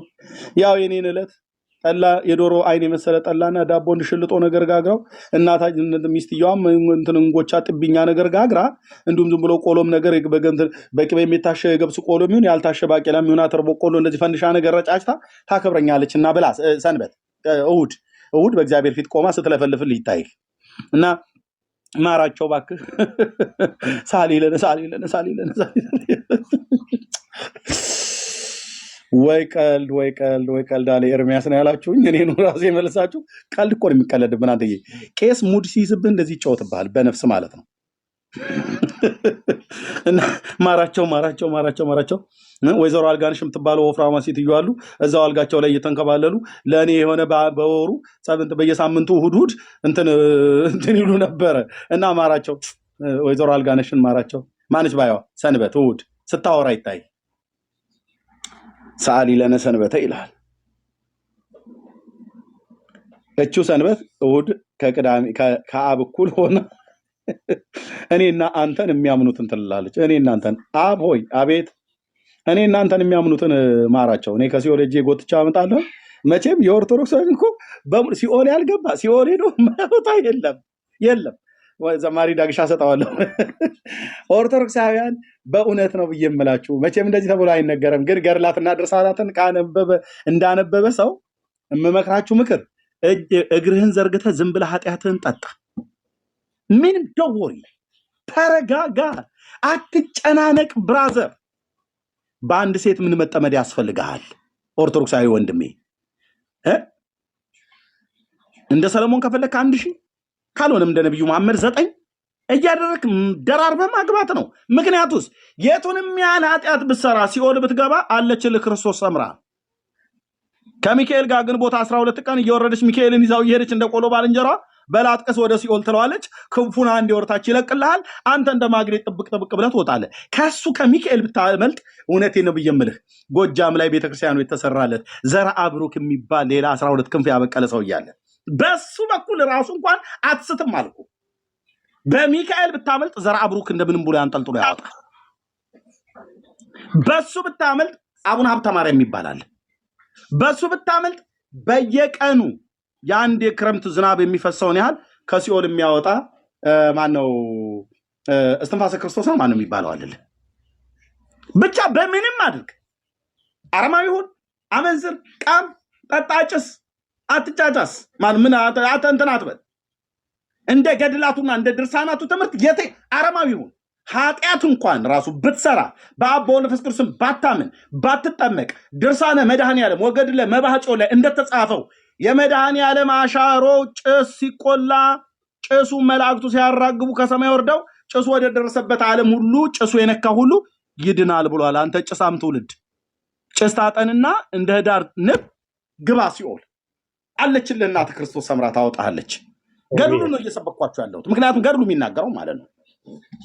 አንተ አጨስ እዚህ አቤት በምግብስ ለምን ይወሰናሉ? ለምን እግዚአብሔር የፈጠረውን ብቻ መብላት አለበት? መብላት አለባቸው። ይሄ ጾም ወተት ነው ምናምን ነገር ብለው ዝም ብለው ሲያካብዱ ነው። በሉ ጠጡ። ሰው መብላት ይችላል። ገድላቱ ራሱ የሚናገሩት ይሄን ስለሆነ ማለት ነው። እውነት ነው። ምግቡን ረሳሁት፣ አየህ፣ ዘነጋሁት። ጠጡ፣ አጭሱ፣ ተጫጫሱ። እንደምንም ብለህ የመድኃኔዓለም አሻሮ በሚቆላበት አካባቢ ቤት ላይ እለፍ። ካልሆነ መላእክት ባለህበት ቦታ ላይ ያመጡልሃል። መላእክት እያራገቡ ያምጡልሃል። ከዚህ በኋላ ሰው እንዳታስገቡ። መላእክት እያራገቡ አንተ ጋር ያደርሱልሃል። ጭሱ ሲነካህ አረማዊ እንኳን ብትሆን መንግስተ ሰማያት ትገባለህ። ድርሳነ መድኃኔዓለም ወገድ ለመባጮ ላይ የተጻፈ ትንሽ ደረቅ ላርግላችሁ፣ ረጠብ አለ የተጻፈ። ስለዚህ አንድ ኦርቶዶክሳዊ ወጣት ጫት መቃሙን ማብዛት ነው ያለበት ማለት ነው። ኃጢአት አይደለም። ኃጢአትም ቢሆን ሲኦል ቢገባ የሚያወጡት ጻድቃን አሉ። እና አቡነ ዘርአብሩክ እና አቡነ ተክለ ሃይማኖት እነ ክርስቶስ ሰምራ የቱን ጠርቼ የቱን ልጨርስልህ? እዚህ መጣነ የቆረበ የቆራረበ የተጠመቀ የተጠማመቀ ይላል። ምንም ተጠመቅም አትጠመቅም ሲኦል ግባ ያወጡሃል አልኩ። በገድሉ ትምህርት መሰረት እንደ ሞሬታዊው እንደ ሚኪያስ አደረገኝ እኮ አንተ የይምላ ልጅ ሚኪያስ ነብዩ እንደዛ አደረገኝ እኮ። ጌታ እግዚአብሔር ስሙ ይባረክ። ምን እንዳለ ታውቃለህ? መጣና አካብ ጋር ጌታ አካብና ኢዮሳፍጥ ቁጭ ብለው የይሁዳ ንጉስ ኢዮሳፍጥ በሬማት ዘገለዓድ ሶርያውያን ሊዋጉ በወጡበት ቦታ ያው በአማትና በምራትነት ተያይዘውልህ ተጋብተው ነበረ። ያው እስራኤላውያን ናቸው፣ መጋባት ይችላሉ፣ ችግር የለውም። እና ህዝብ እንደ ህዝቤ ነው፣ ያው ምንም ችግር የለውም፣ አብሬ እወጣለሁ ብሎ የይሁዳው ንጉስ ኢዮሳፍጥ ሄደልህ በሬማት ዘገለዓድ ሶርያን ሊወጉ። ከማጋ ተባበረ። ኢዮሳፍጥ ደገኛ ንጉስ ነበር፣ መልካም ነገር ተገኝቶበት። ከአመፀኛው ጣዖት ከሚያመልከው የእግዚአብሔር ነቢያት ከሚገድል ሚስቱም ከምታስገድል ከነሱ ጋር ሄዶ አበረልህና ቆመ። ጦርነቱ ከመውጣታችን በፊት ህዝብ ይጠይቅ ማለት አገልጋይ ይጠይቅ ተብሎ አገልጋዩ ተጠየቁ። ነቢያት መጡ፣ ቀንደ መለከት እየነፉ አክሮባት እየተገለባበጡ እንደማለት ትችላለህ። መጣው በነገስታቱ ፊት ቁጭ ብለው ዙፋናቸው ላይ ወይናቸውን እየጠጡ እየተራገበላቸው ከጥቂት ሰዓት በኋላ ወደ ጦርነቱ ሊወጡ ነው። እስከዛ ግን ይጠጣሉ። ነቢያት በፊት ለፊታቸው እኔ ጠቅላ አሽከር ኧረ ጎራው እያሉ እንደሚሸልሉት ትንቢት እንዲናገሩ ቁጭ ብሎልህ ቁጥር 1 ፕሮፌት እንትና እና ተብሎ ሲባል ምን ይልሃል ጌታ? የሰራዊት ጌታ እግዚአብሔር እንዲህ ይለኛል። ምን ይልሃል? በሬማት ዘገለዓድ ትጥራቸዋለህ፣ ሶርያውያን ትመታቸዋለህ ይልሃል ጌታ። ናም ነገር ብሏል። ሂድ እሺ እለፍ አንተ። ሁለተኛው ና አንተስ ምን ትላለህ? እንዲሁ ነው ብሎ የሚለኝ ጌታ አለ። ምን ይላል? ሶርያውያንን ትመታቸዋለህ ይላል ጌታዬ፣ እለፍ። ሶስተኛው ና እንዲህ እያሉ በንጉሱ ፊት 400 የባኦል ነቢያት ተቆጠሩልህ እና እየጠጡ ነው። አካብ አሜን ይላል። አየህ እዛ ቁጭ ብሎ ሃሌሉያ ምናምን ነገር ብሎ ይላል። ያው አይሁድ ስለሆነ አይሁዳውያን ሃሌሉያ ብለው ስለሚሉ ማለት ነው። ኢዮሳፍጥ ግን አሜን አይልም፣ ይጠጣል፣ ዝም ነው የሚለው። እነዛ 400 ነቢያት ትንቢት እየተናገሩ ጭጭ እና መጨረሻ ላይ ኢዮሳፍጥ እንዲህ አለው፣ እኔ የምልህ ሌላ ነብይ የለም እንዴ? እዚህ ሀገር ውስጥ ሌላ ነብይ የለም ወይ ብሎ አላለም ኢዮሳፍጥ? ኢዮሳፍጥ በጣም ነው የሚያናድደው። እዛ ቦታ ላይ አንተ ነብይ ሆነ ቆመ ትንቢት ተናግረህ 400 ነቢያት ትንቢት እየተናገሩ ያንዱንም አያምንም። እንዴት የተባረከ ንጉስ መሰለህ! ጠብም አላለለትም። አንዱም በልቡ ጠብ አላለለትም። ኦ ምናምን ነገር እያሉ ሌላ ነብይ የለም አላለም እንዴ? የእግዚአብሔርን ቃል የምንጠይቅበት ሌላ ነብይ የለም ወይ? ለዚህ ላይ አለ አንድ የይምላ ልጅ ሚኪያስ ይባላል። እኔ የምልህ ነገሩ ሁሉ ስለሚደብረኝ ስለሚያስጠላኝ ብሎ ማለት ነው። በዘመንኛ አማርኛ ነው የማወራችሁ። እኔ መልእክቱ ሁሉ ራሱ ሃርድ ነው፣ ጭንቅ ነው የሚያወራው ሰውዬ እንትን ነው እና መልካም ትንቢት ስለማይናገርልኝ እጠላዋለሁ ብለዋል። እንዲህ እኮ ነው ያለው፣ እጠላዋለሁ። አይ እንዲህ አይበል ንጉስ፣ አስጠራውና አምጣው። መልካም ትንቢት ስላልተናገረልኝ እንዴ? ለአካብ መልካም ትንቢት እንዲመጣለት ይፈልጋል እንዴ አንተ? እንኳን ጌታ ተናግሮ አይደለም እንዲሁ በስጋ ዓይንህ እኮ ባየኸው ሰውየውን እርግብግቢቱን ብለህ ልትደፋው እኮ የምችል ነው። ምክንያቱስ ካህናትን አስገድሏል፣ የእግዚአብሔርን ካህናት ነቢያትን አስጨፍጭፏል። ስመ እግዚአብሔር በእስራኤል ላይ እንዳይጠራ አድርጓል። ጣዖትን አምጥቶ ከሊባኖስ አምጥቶ ተክሏል። ያቺ ምናምን ሚስቱን ሰምቶ ማለት ነው። እንኳን ጌታ ተናግሮ አይደለም በስጋ አይንህ እንኳን ራሱ ባየው ልትበቀለው ነው የምትፈልገው እግዚአብሔር አምላክን የምትወድ ከሆነ ማለት ነው። ኪዳኑም ስለሚፈቅድ ያኔ እና እንዲህ አይበል ንጉስ አስጠራው ብሏል። የኤምላ ልጅ ሚኪያስ ይባላል አለው። ሊያስጠራው መልእክተኛ ሄደ። ለምን እንደምናገር ነግራችኋለሁ። እቺ ሊያስጠራው ሄደ መልእክተኛ። ሰፈር ቤቱ አርፎ ከተቀመጠበት ልጆች የሚኖሩት ሚስት አይታወቅም፣ ግን ሰፈር ከተቀመጠበት ነገስታቱ ይጠራዋል አሉት። መልእክተኛ ልከው ለምን? ነቢያት ሁሉ በአንድ አፍ ሆነው ትንቢት እየተናገሩ ነው። ምን እያሉ? ያው በሬማ ዘገለዓድ ጌታ የሰራዊት አምላክ እግዚአብሔር ሶርያውያንን በእጃቸው አሳልፎ ይሰጣል ብለው በአንድ ቃል እየተናገሩ ነው። እና አንተም ተጠርተሃል ትንቢት እንድትናገር እና እኛ ግን ስንነግራ አንተ ከዚህ በፊት ካለህ ኤክስፒሪየንስ የተነሳ ስታወራ የሆነ ሁሉ ቀን በንጉሱ ላይ አጌኒስት ሆነ የምትናገረው ነገር አለ። እንዲህ ቁጣ የሚል ነገር አለ። ይቆጣን እንጂ ጌታ ያንተ ይቆጣን እንጂ ዝም ብሎ ፈሽፋሻ ነብይ ነኝ ብሎ ያለ ዝም ብሎ ወሬ የሚያወራ አገልጋይ ነኝ ብሎ ያለ የልዑል እግዚአብሔር መንፈስ የልዑል ቁጣ በውስጤ ሲያልፍ እንዲናገር ፈቅድለታለሁ። እና አንተና እንዳትል ንጉስ ነገስታቱ ቁጭ ብላልና ቃልህ እንደ ቃላቸው አንድ እንዲሆን አምልሃለሁ አለው። ማለት እነዛ 800ዎቹ ማን 400ዎቹ ያው ውጣ ተከናወን ነው ብለው ያሉት። አንተም ከዚህ የተለየ ነገር እንዳትናገር ኢንፎርሜሽኑን ነግሬያለሁ። ከዚህ ያለፈ ነገር ከተናገርክ ያው ጦስ በላህ ላይ ነው የምትጠመጥመው ብሎት ማለት ሚኪያስ እግዚአብሔር የተናገረኝ እናገራለሁ ካለ በኋላ ንጉሱ ፊት ቀረበ። ችልል ነው አሁን እዚህ ይሄን ሁሉ የዘበዘብኩ ይሄ ልታወራ ነው? አዎ ቀጥ የማወራው ሰማለ። ንጉሱ ፊት ከቀረበው በኋላ አሁን ቅድም ገድላቱ እንዲህ ይሏል እያልኳ ነበር። ጠጣ፣ ጭስ፣ ቃም፣ ተጫጫስ ምናምን ነገር ብያለሁ አይደል? ይሄ ገድላቱ በሚያስተምሩት ትምህርት መሰረት ነው። እውነቱን ንገረኝ ግን ብለህ ካልከኝ እኔንም ማለት ነው። እና ሚኪያስ ቀረበና አካብ ፊት እንዲህ አለው፣ የሰራዊት ጌታ እግዚአብሔር ሶርያውያንን ትመታቻለህ ይውጣ ይልሃል አለው። እና የተናገረበትን ሞት እንትን ተረድቶታል ንጉሱ። እውነቱን እንዳልነገረው ሲያቅ በሕያው አምላክ አምልሃለሁ እውነቱን ንገረኝ አለው። በሕያው አምላክ እንዳትዋሸኝ ሞሬታዊ ሚኪያስ፣ በአንተ አፍ ውሸት አያምርም እንደማለት ነው። በአንተ አፍ ቀልድም አያምርም ውሸትም አያምርም። ምንም እንኳን ባልቀበልህ የአምላክ ነብይ ነህና እውነቷን ንገረኝ፣ ፍርጥ አድርገህ ነጯን አውራኝ አለው። እንዳላወራው ነው አውቆታል። በሕያው ነፍስህ ምናምን በሕያው አምላክ ምን አለው? እውነቱን ንገረኝ ብሎ ስል እንግዲህ እውነቱን ንገረኝ ነው ብለህ ያልከው አለው። አዎ የእስራኤል ሕዝብ እረኛ እንደሌላቸው በጎች በተራሮች ላይ ተበትነው አያለውን እናማ እያንዳንዳችሁ ወደ ጓዳችሁ ግቡ ይላል መድኃኒዓለም ብሎ ትንቢት አይናገርም? ወይ ነቢይ ግቡ ይላችኋል አላቸው። እግዚአብሔር ግቡ ይላችኋል ወደ ቤት። ተበትናችሁ ነው የማየው በተራራ ላይ እረኛ እንደሌለው በግ። አየህ በራእይ ያየሁ ነቢይ፣ በእውነት ነቢያት እግዚአብሔር ስሙ ለዘላለም ይባረክ። ከእግዚአብሔር የሚሰሙ የሚያዩ የእግዚአብሔር ልጆች እያንዳንዳችሁ ግቡ ነው። እውነቱን ንገረኝ ብሎ አለው ይላል። እኔም እንዲህ ልበላ ወንድሜ፣ እውነቱን ንገረኝ ብለህ ካልክ ገድላት ድርሳናቱ ጠጣ፣ ጫት፣ ሳቅ ምን የፈለከ እግዚአብሔር ክርስቶስንም ካድ፣ ማርያም ጡቷን ቆርጣ ታስገባለች ይላል። ስላሴንም ካድ፣ ክርስትናን ጥምቀትንም ካድ፣ 16 ትእዛዛትንም ካድ እና እንደምንም ብለህ በላይ ሰበን ያማለለች ታማላለች። ሰው 78 በላይ 78 ይበላ አንተ ከፈለ ከዛ በላይ 708,000 ምናምን ነገር ብቻ 8,000 ምን 700 ብትበላ በላይ ሰበን ያስገባይ ታስገባለች ነው። ምን አሁን 78 በልታ ለሱ ብቻ አይደለም ታማልደው። ገድላትና ድርሳናቶቻችሁ በሙሉ ኃጢአትን የፈለጋችሁትን ያልብሰሩ ክርስቶስን ከመካድ የበለጠ ኃጢአት የለም። ክርስቶስን ክዳችሁ መንግስተ ሰማያት ትገባላችሁ። በላይ ሰብ ክርስቶስን ክዶ ንስሐ ሳይገባ ንስሐ አልገባም ታምሩ ደዛም ነገር ንስሐ ሳይገባ መንግስተ ሰማያት አስገብተዋለች ይላል ማርያም። እኔ እውነቱን ልንገርህ፣ ይሄ ታሪክ ሲጀምር የፈጠራ ታሪክ ነው። ፍርድም አልተደረገም። እግዚአብሔር በየጊዜው ቁጭ እያለ ዙፋን ላይ ማነ ሚካኤል እስቲ ሚዛኑን ታቀብለኝ።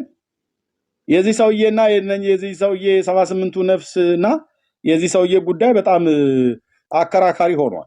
እና የነገሩ እውነተኝነት ስለማላቀው እኔ ያው በሚዛን ተመዝኖልኝ አይደል ማቀው።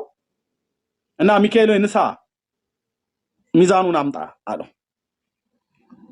ስለ ማርያም ሲል ያጠጣውን ውሃ በአንድ ሚዛን አኑሩት። እግዚአብሔር ቁጭ ብሎ ይታይ ዙፋን ላይ እያየ ነው። 78ቱን ነፍስ ደግሞ አምጡና ተራ በተራ በአንዱ ሚዛን ጎን አድርጉት እና መዝኑት አላቸው። ለምን? እግዚአብሔር የነገሩን እውነተኝነት ስላልተረዳ። ተረታም ትውልድ አልኩ። ሱሬ እስኪወልቅ ድረስ ነው እዚህ መሞገተ። ተረታም ትውልድ እግዚአብሔር የነገሩን እውነተኝነት ስላላወቀ ሚዛን አምጡልኝ ብሎ የተቀጠቀጠ ባሌስትራ መርካቶ ሙዝና ሽንኩርት የሚመዝኑበትን የሚመስል ሚዛን ሚካኤል አምጣ ንሳ አለው። ይዞ መጣ። ውሃውን በአንድ ጎን አደረገ። 78ቱ ነፍስ በአንድ ቀን አደረገ እና 78ቱ ነፍስ ሊመዝኑ ሲሉ ደግሞ ማርያም ቀስ ብላ ጥላዋን ጣለች በዛ በውሃው በኩል እና ስላሴ ሳያይ ማለት ነው። ቀስ ብላ ወደ ጎን ዞር ሲል ይመስለኛል ዞር ጣል አደረገችበት። ከዛ ሚዛኑ ደፋ። ይሄን ኦርቶዶክስ የምታስተምረው መቼ ነው የፍርድ ቀን የሆነው? የፍርድ ቀን በራሳቸው ዱላ ቆይ ልበላቸው። የፍርድ ቀን ዕዝራ ሱቱኤል 6:31 እስከ 33 ላይ ምንድነው ብሎ የሚለው? በተለይ ቁጥር 31 እና 32 ዕዝራ ሱቱኤል ወደ 80 ያዱ ገብቻለሁ። ምንድነው የሚለው? የፍርድ ቀንስ አንዲት ናት ይላል። ዋት አንዲት ናት። የት ነው የሚለው? 80 ያዱ ተጨማሪው ዲትሮካኖኒካል ላይ ዕዝራ ሱቱኤል 6:31 እስከ 33 ባለው ላይ የፍርድ ቀን አንዲት ናት። በዚያን ቀን እውነተኛ ማህተሙን ያሳያቸዋል። በቃሌ ነው የምለው፣ ልብ ብለህ ስማኝ። ኦኬ፣ የፍርድ ቀን አንዲት ከሆነች ገና ያቺ የፍርድ ቀን ገና ናት ማለት ነው። እሺ፣ ገና ናት ማለት ነው። ጌታ በዓለም ላይ በጽድቅ የሚፈርድበት ያችን ነው አንድ ቀን ናት ብሎ ያለው። ታዲያ እንዳ ከሆነ የበላይ ፍርድ መቼ ነው የተከናወነው? በጎን ነው? በቤተሰብ በወዳጅ በማርያም በኩል ሄዶ ነው ያስፈረደው? በጓሮ በኩል ጉቦ ሰጥተህ ዳኛው ፍርድ ቤትን እንደዛ እንደምታደርገው እንደዛ ነው የተደረገው? መቼ የተደረገ የበላይ ፍርድ? መጽሐፍ ቅዱሳችሁ 80 ያዱ የፍርድ ቀን አንዲት ናት ይላል።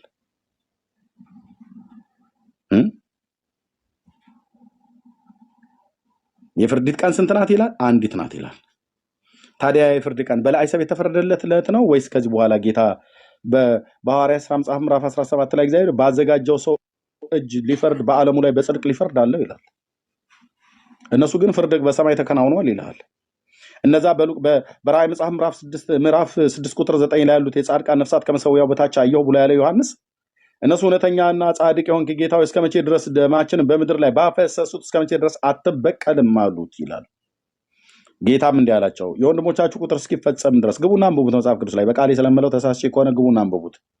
ኦኬ፣ የወንድሞቻችሁ ቁጥር እንደናንተ የሚገደሉ የወንድሞቻችሁ ቁጥር እስኪፈጽም ድረስ ነጭ ልብስ ልበሱ ብሎ ተባለላቸው።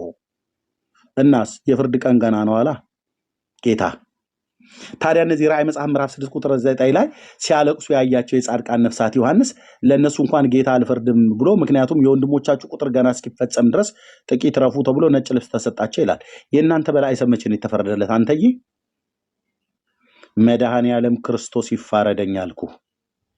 የላከኝ ጌታ ኢየሱስ ክርስቶስ ነው።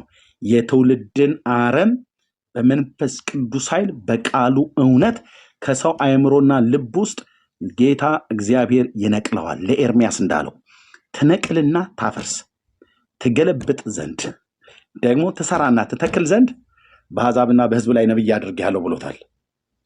ኦኬ፣ ኤርሚያስ ትነቅልና ታፈርስ፣ መርጌታ ትነቅልና ታፈርስ፣ ሊያ ትነቅልና ታፈርሽ ዘንድ ተረትን ማለት ነው። ቢኒ ትነቅልና ታፈርስ ዘንድ፣ ዳጊ ትነቅልና ታፈርስ ዘንድ፣ ጴንጤ ሆይ የእኛንም ተረት ካለ ማለት ነው የሌሎችንም ተረት ትነቅልና ታፈርስ ዘንድ እና ቃለ እግዚአብሔርን በሰዎች ልብ ላይ እንድንዘራ ጌታ በሰጠን በመክሊታችን ወንጌልን በመስበክ እንዲህ አይነት የዘመናት የበሰበሰ የሻገተ ተረታ ተረት በእግዚአብሔር እውቀት ላይ የተነሳውን የሰውን ሐሳብ እናፈርሳለን ብሎ እንዳለ ቅዱስ ጳውሎስ መድኃኔ ዓለም ክርስቶስ ምስክሬ ነው አልኩ። እናፈርሰዋለን፣ በትንትኑን ነው የምናጠፋው አልኩ። ገድላት ድርሳናት በምን በእውቀት መጽሐፉን ይኸው አክብረን ይዘናል። መጽሐፉ ማለት ነው። መጽሐፉን ህዝባችን የሚያምነው መጽሐፍ ስለሆነ እኔ መጽሐፍ እንደ ሌሎቹ ዱርዬዎች እኔ መጽሐፍ አልቀድም። ለምን ቀዳለሁ? አልቀድም። ብዙ ዋጋ ነው የወጣበት፣ አልቀድም። የገዛሁትኝ እንድቀዳው አይደለም። አንዳንዶች በእውቀት መሞገስ ሲያቅታቸው መጽሐፍ ይቀዳሉ። ለምን ትቀዳለህ? መጽሐፉ አንደኛ በብዙ ሚሊዮን የሚቆጠር ህዝባችን የሚያመልክበት የሚያምንበት መጽሐፍ ነው። በመቅደድ ሳይሆን ውስጡ ያለውን እያስነበብኩህ ቡናህና ፈንዲሻህን ይዘህ ቁጭ ብለህ በደንብ አስኮመኩምሃለሁ ማለት ነው። እንዲህ እያልኩኝ ስላሴ ስለመደሰታቸው በሰንበት በእሑድ እግዚአብሔር አብ በእርሷ ደስ ይለዋል፣ በእሷ ምክንያት ደስ ይለዋል። በማ በሰንበት በእሑድ ምክንያት። ከዛስ ወልድና መንፈስ ቅዱስ በእርሷ ምክንያት እንደ ላም አንበሳ ነው የሚለው። እንቦሳ ብዬ ለማስተካከል ሞክሬ ነበር። እንደ ላም እንቦሳን በለው እንደ አንበሳ ይዘላሉ። ወልድና መንፈስ ቅዱስ ይፈነጫሉ። እንደ እንቦሳ ጥጃ ወደ ላይ ብድግ፣ እግራቸውን ብድግ ብድግ ይዘላሉ። መዝለል ማለት መዝለል ማለት ነው ብራዘር። መንፈስ ቅዱስ ይዘላል ይላል፣ ይዘላል። ወልድም ይዘላል። በማ ምክንያት? በሰንበት በእሑድ ምክንያት። እንጠጥ ይሉልሃል እንደ ሰቡ አንበሳ። እግዝእትነ ማርያም መቼስ ወንጌ ወላዲተ አምላክ ወላዲቱ አዛኝቱ ምናምን ነገር እያለ ማለት ነው። ተረታም ትውልድ። ወልድና መንፈስ ቅዱስ እኮ እግዚአብሔር ነው ከአብ ጋር በአንድነቱ በሶስትነቱ የሚመለክ። ምን ይሁንልኝ ብሎ ነው እንደምቦሳ ጥጃ የሚዘለው? ስለ እሑድ ብሎ በፈጠረው ቀን ምንድናትና ሰንበት? እሑድ ቀን ምንድናትና? አንተዬ ይዘላሉ። እንደ ኤርሚያስ እንግዲህ እንደ መሰለ እንዴ በሰማይ ይዘላሉ እኮ ይሉሃል። እነማ? አብና ወልድና መንፈስ ቅዱስ። ወልድና መንፈስ ቅዱስ ሲዘሉ አብ ደግሞ በዙፋኑ ላይ ቁጭ ብሎ ይደሰትልሃል። በእርሷ ምክንያት እግዚአብሔር አብ ደስ ይለዋል። እነሱ ግን ደስታቸው መቆጣጠር ስላልቻሉ እኮ እያሉ ነው። ወልድ ይዘልልሃል፣ መንፈስ ቅዱስም ይዘላል። ልክ እንደ እንቦሳ፣ ልክ እንደ ላም ጥጃ።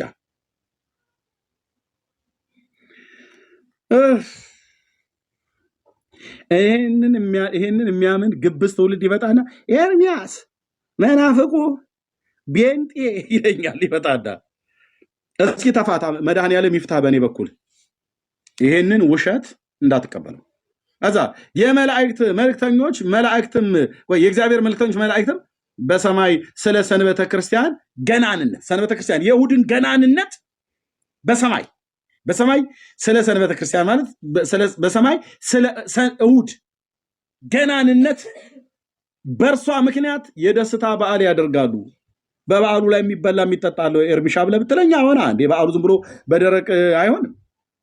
የሚጠጣ የሚበላ አለ። እነማ? መላእክት። የዓመቱ ያድርሰን እያሉ ችርስ ይሉልሃል በዓሉን እያከበሩ።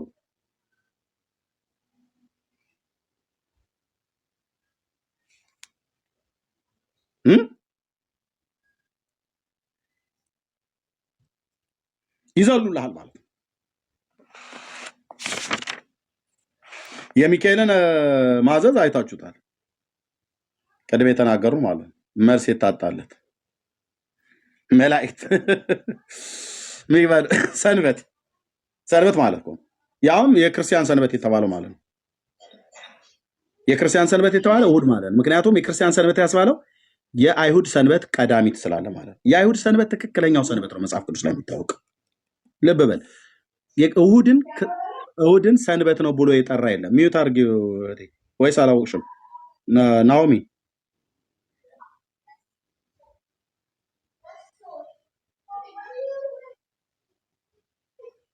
እሺ፣ የክርስቲያን ሰንበት የተባለው እሑድ ማለት ነው። የክርስቲያን ሰንበት የምትሆን የክርስቲያን እረፍት የምትሆን ሰንበት ቅዱስ ሚካኤልን በእኔ ቃል ኪዳን ያመኑትን በእኔም ስም የመጸወቱትን የኔን ተስካር ሰንበቴን ያደረጉትን የነበሩትን ክርስቲያንን ከሐሳር ወደ ክብር ከሲኦል ወደ ገነት ታወጣቸው ዘንድ አርብ 9 ሰዓት ፈጥነህ ወደ ሲኦል ውረድ ትለዋለች። ማ? ሰንበት እሑድ። ማንን? ሚካኤልን ነው የምታዘው። ከዛስ ሚካኤልም እንዳልሽው ይሁን አላት።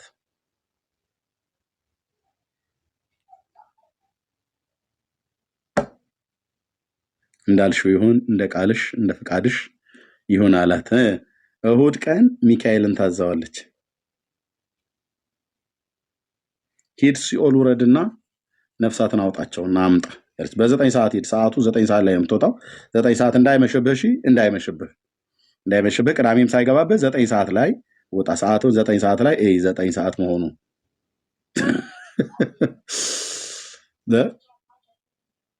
ኤልያስም በሐሰተኞች ነቢያት ላይ ያላግጥባቸው ነበር ይላል።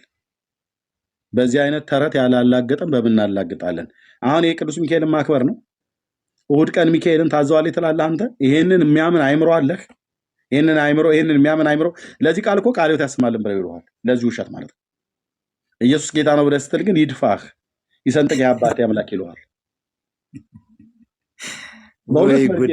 ኧረ ልሳቅበት ቀጥል እስኪ። ብቻዬን እኮ በቃ አልቻልኩትም። እንደ ሰው ይስማልኝ ብዬ ሳቄን ዝም የሚቱን አነሳሁት በኢየሱስ። ቀጥል መሪ። አይ ህዝቤ፣ አይ ህዝባችን፣ በእውነት ይህንን ለማመን ይህንን የሰው ስርዓት ትምህርትን ለማመን አይምሯቸውን ልባቸው በቅንነት ነው እያሉ ዝም ብሎ ይጃጃልላል። ብራዘር ቅንነት ለእግዚአብሔር ቃልና ለእግዚአብሔር ነው እንጂ ቅኑን ያልከው ቅኑን የተባልከው ላልሆነ ተረታ ተረት ቅንሁን አልተባልክም። ለተነገረህ ነገር ሁሉ አሜን አትበል።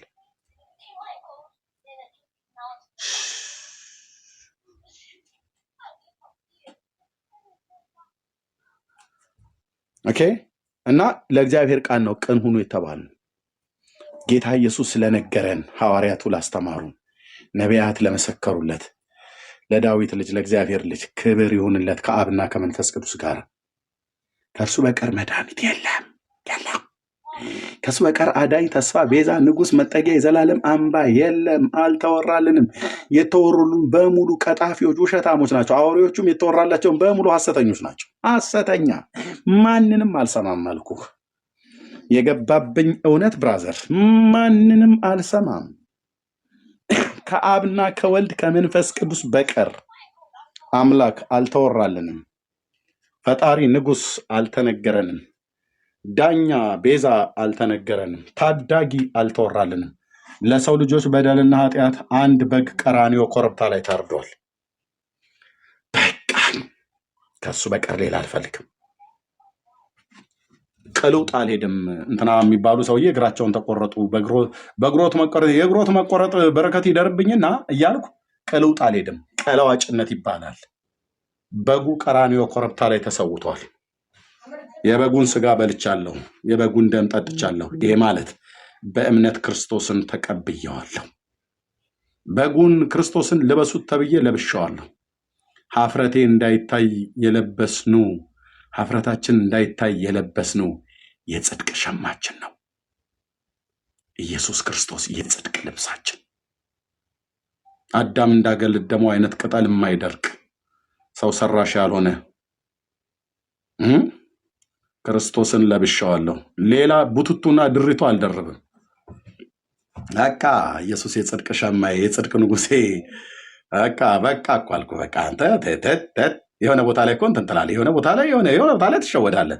አንተ አትነቃም እንዴ? ፉዞ ሆነህ አሽሽ ነው እንዴ ላህ ላይ ያጨሱብህ? ነገሩ እኮ አዚም ማንን አዚም ያደረገባችሁ ብሏል። የሃይማኖት ትምህርት የተባለ ዝም ብሎ ገለባና ፍሩሽካ እኮ በሃይማኖት ቤት ሰይጣን ገጣጥሞ ያስገባቸው እኮ ስንት የአጋንንት ሰራዊቶች አሉ አልኩ። ሰዎቹ ሰዎች ናቸው፣ ግን ላያቸው ላይ ይሄ ቤኤልዜቡል የሰፈረበት ሁሉ ማለት እኮ ነው። ይመጣልህና በቃ ሌላ ወሬ ነው የሚያወራው። የአብ ልጅ ኢየሱስ ክርስቶስን ስትሰብክ ስብከቱ ረዘም አሳጥረው ይልሃል።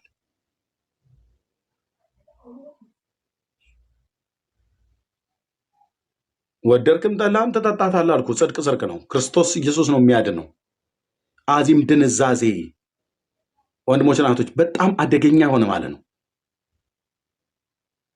ከእርሱ ከኢየሱስ ክርስቶስ በቀር ለሰው ልጆች በደልና ኃጢአት ቤዛ የሆነ ማን አለ? ማን አለ? ወንድሜ ማን አለ? ማን ነው አልከኝ? የትኛው ነው አልከኝ? ጥራልኝ እስቲ። ተክለ ሃይማኖት ነው አልከኝ? በጣም ነው የምስቅብህ አልኩ። አብርሃም እንኳን ቤዛ አልሆነም። ታላቁ አባት በጽድቅ አይገናኙም አልኩ። አብርሃም እና ተክለ ሃይማኖት ቢመዘኑ ማንም አብርሃም እግር ስር አይደርስም። የተስፋን ቃል የተሸከመ ሲጠራ እንኳን የአብርሃም ልጅ ነው የሚባለው መሲሁ ኢየሱስ ክርስቶስ። አይገርምም? የዳዊት ልጅ ማለት ከሱ ዘር በስጋ እኮ ስለተወለደ ልጄ ብሎ ሊጠራው የሚችለው ይሄ አባት እንኳን ለእናንተ ቤዛ ሆነላችሁ፣ ቤዛ ሊሆንላችሁ ሞተ እንኳን አልተባለም። በጣም ያሳዝናል። እስራኤል ምድር ብንሄድ እግዚአብሔር ነፍሱ ከስጋው እንደገና እንድትዋሃድ ትንሣኤን ቢሰጠው ብድግ ብሎ በዚህ ትውልድ መካከል ከመቃብር ውስጥ እኔ ነኝ አብርሃም ብሎ ቢወጣ እና አንድ አፍታ ቢናገር ምን እንለው ይሆን? የዓለም ሚዲያ ሁሉ ነበር የሚሰበሰበው እዛ ኢየሩሳሌም ኬብሮን ያለው መቃብሩ ላይ። መቃብሩ የሱ ነው። እስላሞችም ያምናሉ፣ አይሁድም ክርስቲያንም ያምናሉ። የሱ መቃብር ነው። ውስጡን ብትከፍተው ምናልባት የራስ ቅል ጭንቅላቱን ታገኛለህ። የሆነ ቅሬታ አካል የአባት ነፍሱ ግን በእግዚአብሔር ገነታለች እና ቀና ብሎ እሱ ያመለከውን እግዚአብሔርን አሁን የክርስቲያኔ ምናምን ነገር አይሁድ ነኝ እያለ የሚከተለው ሁሉ ትውልድ እንዴት እንደሚያመልኩ ቀና ብሎ ቢያይ ምን ነው እናንተዬ ነው ብሎ የሚለው ምን ነው እናንተዬ፣ እኔ እኮ እንደዚህ አልነበረም የተከተልኩት፣ እንደዚህ እኮ ነበር የሚያመለኩት። ከአባቴና ከዘመዶቼ ቤት ጣዖት ከማመልክበት አንድ ብቻዬን ሳለሁ ጠርቶኝ እኮ ያበዛኝ እሱ ነው። ምን እያደርጋችሁ ነው ብሎ ከራሱ ወገኖች ይጀምር ነበር፣ ለአሕዛብም ጭምር። ይህ አባት እንኳን አየ ያድናል አልተባለም። ጣጡስ፣ ሚናስ፣ ገላውዲዮስ፣ ሄሬኔዎስ፣ ሰባሊዮስ፣ ሱሱኒዮስ ይልላል ይመጣ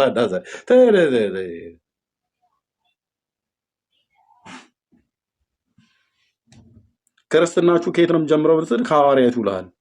የሚያወሩልህ ግን ሐዋርያነ አበው ብለው ነው። ከአባቶች ነው ጀምረው አባቶች አባቶች አባቶች አባቶች አባቶች አባቶች አባቶች አባቶች አባቶች አባቶች አባቶች ብለው አባቶች ብለው አባቶች እንትና ብሎ አባቶች እንትን። እስቲ አባቶች ነው ያልከው ማን ናቸው አባቶች? ሐዋርያቱን አባቶች ብለህ ትጠራቸዋለህ ካልክ እንግዲህ ከአባቶች ከተባለ ከጳውሎስ እንጀምራ። ከሱ የበለጠ የአዲስ ኪዳን አባት ማን አለ?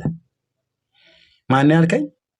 እንትና ማን ነው? እንትን መርቆሪዎስ፣ አትናቴዎስ፣ ሱሱኒዮስ ኖ። ከጥንቱን ጀምር። ከሐዋርያቱ ምን አለ ጳውሎስ? እኔ አባቶች ብዬ የምጠራቸው እነሱ ነው። ጀምር አባቶች፣ እናቶች፣ አያቶች አትበለኝም። ተመጠ ሶ ዋት? የእኔ ክርስትና ከአባቶች አልጀመረም፣ ከሐዋርያቱ ነው። የኔ ክርስትና ከአባቶች አልጀመረም። የማዕዘን ድንጋይ የሆነው ክርስቶስ ላይ ነው የጀመረው። ስለዚህ ክርስቶስ ምን አለ ነው የሚባለው። ኦኬ ምን አለ? የሁሉ ዳኛ ጌታ ምን አለ? በቀደሙት የብሉይ ኪዳን ነቢያት በኩል ምን አለ? የታመኑት። ምክንያቱም በሐዋርያትና በነቢያት መሰረት ላይ ተመስርታችኋል። የማዕዘኑ ራስ ድንጋይ ማርያም ናትና አይልም፣ ክርስቶስ ነው። ክርስቶስ ነው። ምክንያቱም እሷ መሰረት ናት ብለው እያሉ ስለሚሉ ማለት ነው።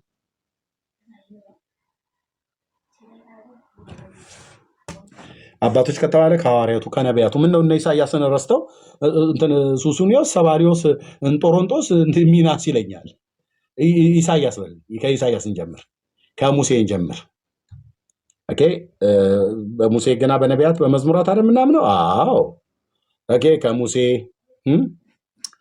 የኦሪቱ ካህናት ከሚያገለግሉበት ሕጉን ቶራውን እንዴት ብለው እንደሚያስተምሩ ለአዲስ ኪዳን እንዴት ጥላ እንደሆነ ስለ መሲሁ ምን ብለው እንደተናገሩ ኦኬ ከዛ ነው የሚጀምረው። በ3ኛው መቶ ክፍለ ዘመን የተነሱ አባቶቻችን፣ እናቶቻችን፣ አያቶቻችን ጥገን ያዝ። እየሰማችሁ ነው? ጥገን ያዝ። ኦኬ የክርስትናው መሰረት የነቢያቱና የሐዋርያቱ ትምህርት ነው። የማዕዘኑ ራስ ድንጋይ ክራይስት ነው። ሃሌሉያ! እንዴት ደስ እንደሚል ከተመሰረተው በቀር ሌላ መስረት አትመስርቱ ብሎ ስላለ ማለት ነው። ጠገን ያዝ። ጠገን ይዘህ ኃላፊ አግዳሚውን መጎብኘት ነው ያለብን። አያቶቻችን፣ እናቶቻችን፣ የአክስቶቻችን ልጆች ሊሉን እኮ ነው። አቡነ አባ ኤፍሬም ሶርያዊው፣ አባ ሕርያቆስ ዘሀገረ ብህንሳ፣ የት ሀገር እንኳን እንደሆነ የማይታወቅ እኮ ሀገረ ብህንሳ እና አባ ጊዮርጊስ ዘጋስጫ እዚህ ወሎ ሀገር ውስጥ ያለ ማለት ነው። አባ ጽጌ ድንግል እንዳሉ ይላል። አንተ ሐዋርያው ምን እንዳለ ነገር እንጂ መጀመሪያ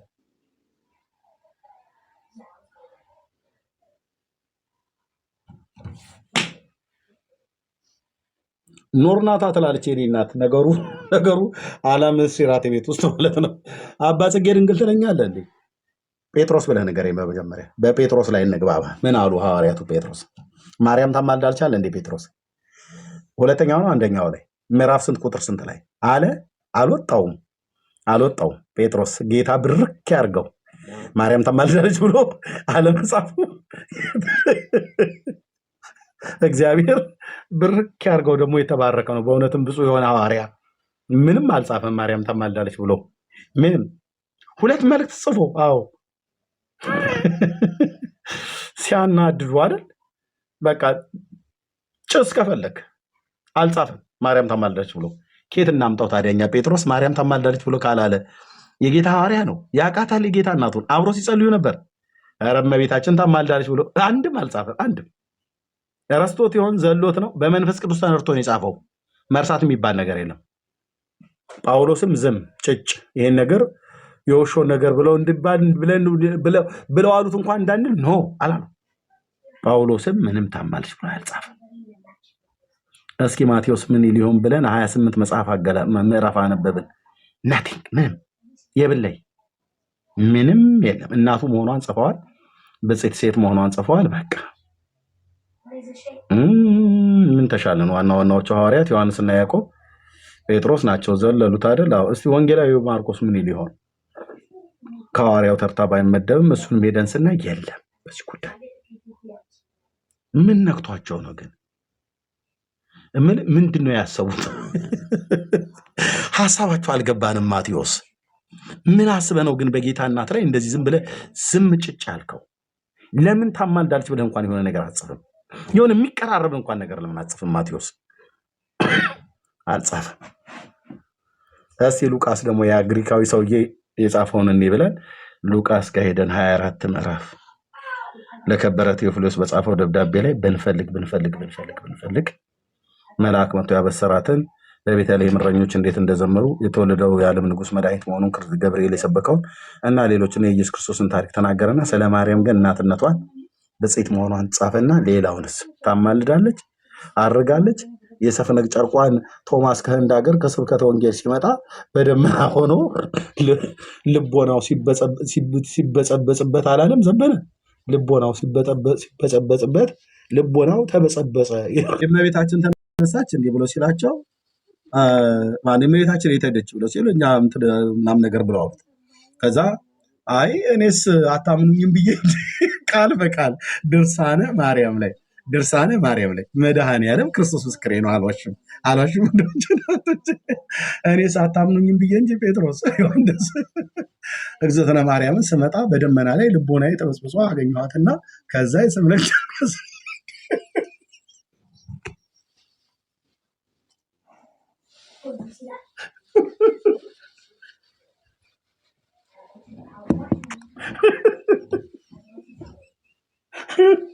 አቤቱ ጌታዬ ምሕረትን አድርግልኝ። ልቦና የተበጸበጸ ትላለህ እንዳንተ እና እኔ አታምኑኝም ብዬ እንጂ ድሮም ያው በጥርጣሬ እናንተ ስለምታዩኝ እንጂ ብሎ ቶማስ መጥቶ ጴጥሮስ አይ ቶማስ አንተ ድሮም ብዙም አናምንም እና ማለት እርግጠኛ እንድንሆን ምንድን ነው ብለህ ሲሉት ይሄ ሰፍነግ ጨርቋን ሰታኛለች፣ መቀነቷን አሳያቸው ይላል። ሰተው ነው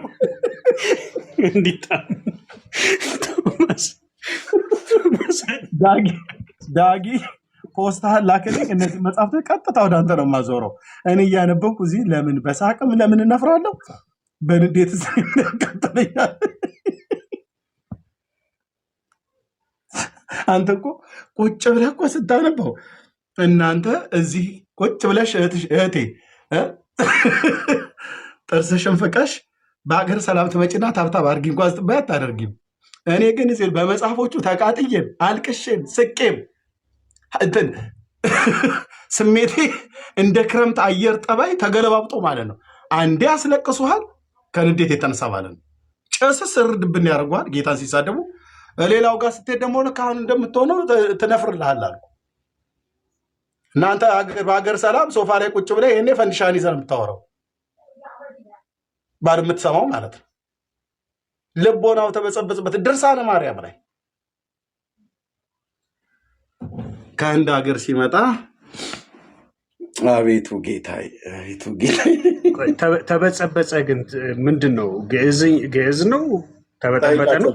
መርጌታን ጠይቃቸው። ግሱን ከነ እርባታው ጭምር ይነግሯል። እሳቸው ባለሙያም ስለሆኑ እኔ ያለሙያ ያስጠይቃል። መሪ ምን ማለት ነው? ተበጸበጸ ማለት ተበጠበጠ ማለት አቤቱ መሪም ወዲያ ብሎታል መሰለኝ። ይሄንን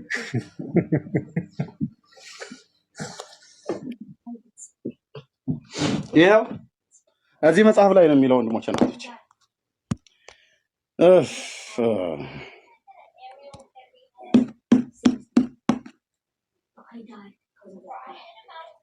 መረጃ መረጃ ዝም ብሎ ተናገር እውነቱን ያልኩ ይመስላል። ልቦናው ተበጸበጸበት ይላል።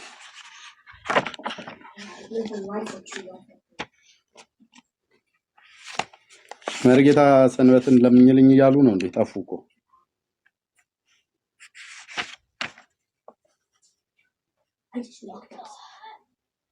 እም?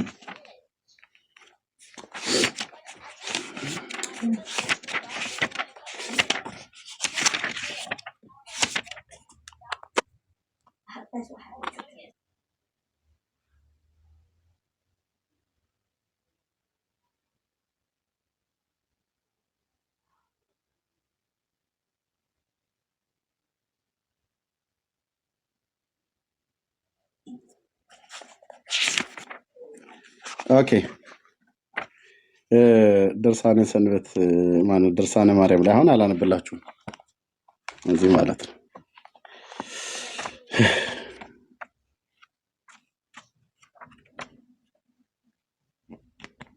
እዚህ የቱ ጋር መሰለህ?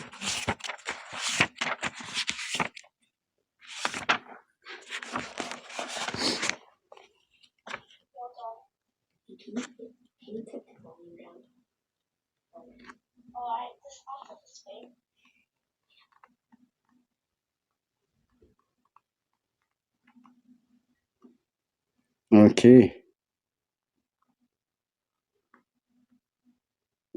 ስደቷ ኦኬ ሐዋርያት ስለመሰብሰባቸው የቤተ መቅደስ ስራ ኦኬ ሐዋርያት መሰብሰባቸው። እሺ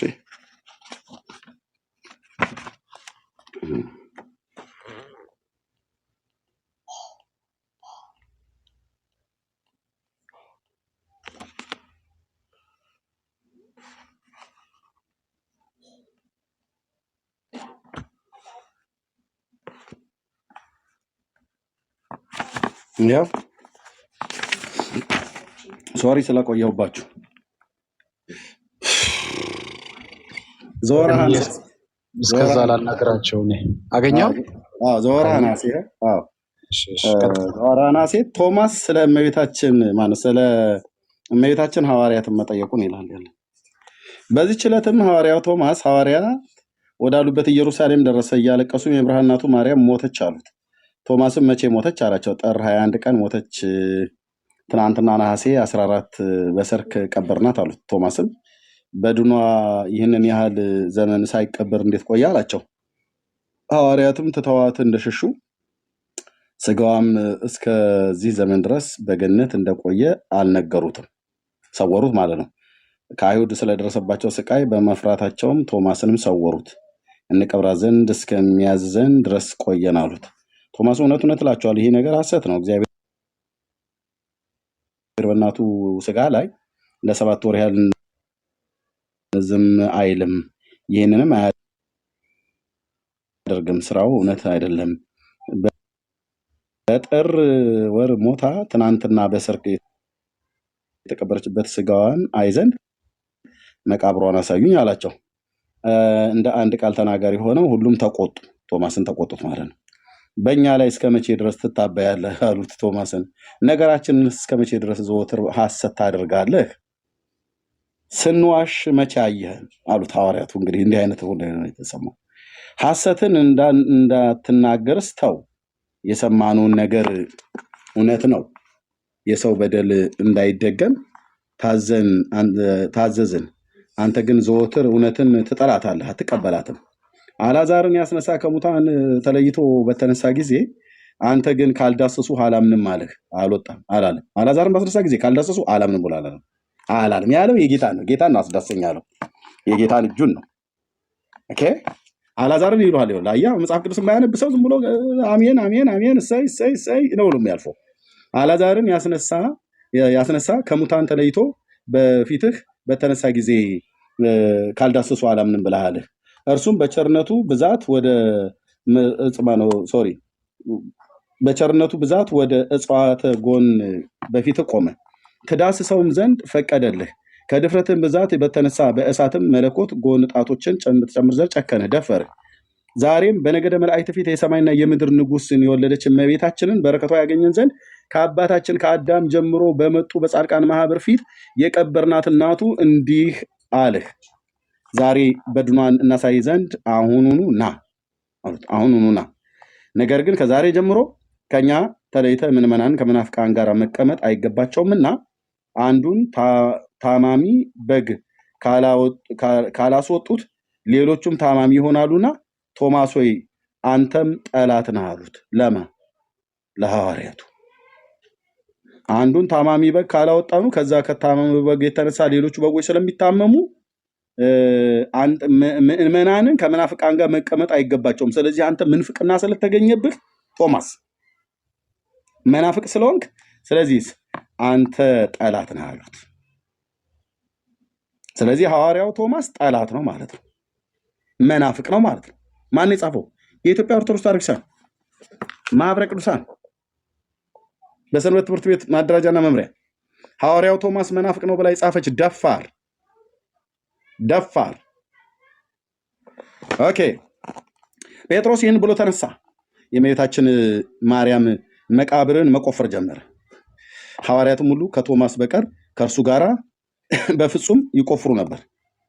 ቶማስን ለይተውታል ማለት ነው። እርሱ ግን ከደቀ መዛሙርቱ ጋር ፈገግ ይል እሱ ግን ከደቀ መዛሙርቱ ጋር ፈገግ ይል ይሳልቅባቸው ነበር ይላል። እነ ጴጥሮስ ሲቆፍሩ እሱ ይስቃል። ቶማስ 72ቱ አርድእትም በዚያ ነበሩ። በእጃቸውም ታምራትን ያመኑ ሌሎችም ምዕመናን ነበሩ። የዚያን ነገር ፍጻሜ የሚመለከት ብፁዕ ነው ብለው ይሉ ነበር። መቃብሯን በተከፈተ ጊዜም በውስጡ ስጋዋ አልተገኘም። ጴጥሮስ ዝም ብሎ ነው የደከመው ማለት ነው። እነ ማቴዎስ እና ዮሐንስ ላበላብ ሆነውልሃል እየቆፈሩ፣ ቶማስ ቆሞ ይስቅባቸው ነበር ይላል። እሱ ይስቃል፣ እነ ቶማስ ይቆፍራሉ። እና የቆፈሩ ዝም ብሎ ነው፣ ያለ ምሪት ነው ማለት ነው የቆፈሩ። ሲቆፍሩ ባዶ መቃብር አገኙ። እልተረት ደቀ መዛሙርቱም በመደነገጣቸው የተነሳ የደነዘዙ ሆኑ። አቤቱ ሆይ ስለ ኃጢአታችን እንዲህ ያደረክብን አሉ። ያለ ምሪት ነው የቆፈሩት። ኦኬ። ከዛ እዚህ በጣም ብዙ የሚያወራው ተረት አለ አልኩ። በሙሉ ነው መጽሐፉን የበላሁት። እናሳ አትለኝም? ወደ ገደለው ነገር ንግባ። ጌታችንም እናቱን በዚህ ሰዓት በቅጽበተ ከፍ ከፍ አደረጋት፣ ነፍሷንም ከስጋዋ አዋሃዳት። ከዚህም ዓለም ፀሐይ ይልቅ የሚያንጸባርቅ አርያም ደመና ተጫነች። ከህንደኬ አገር ጋኔን እያወጣው፣ ህንደኬ የተባለው ህንድ ማለት ነው። ቶማስ ጋኔን እያወጣው ሳለሁም በመንፈስ ቅዱስ ይህችን ዕለት እንደ ፋሲካ ናት፣ የማርያም በረከት ትቀበል ዘንድ ተነስ አለኝ። ደመናም አዘዘልኝ። ስመጣም በሰማይና በምድር መካከል በአየር ላይ አገኘኋት፣ ደመናው ላይ ማለት ነው። ከእርሷም ጋር አእላፍት መላእክት ከሴቶች ተለይተሽ የተባረክሽ ነሽ፣ የማኅፀንሽን ፍሬ የተባረከ ነው እያሉ ያመሰግኗት ነበር።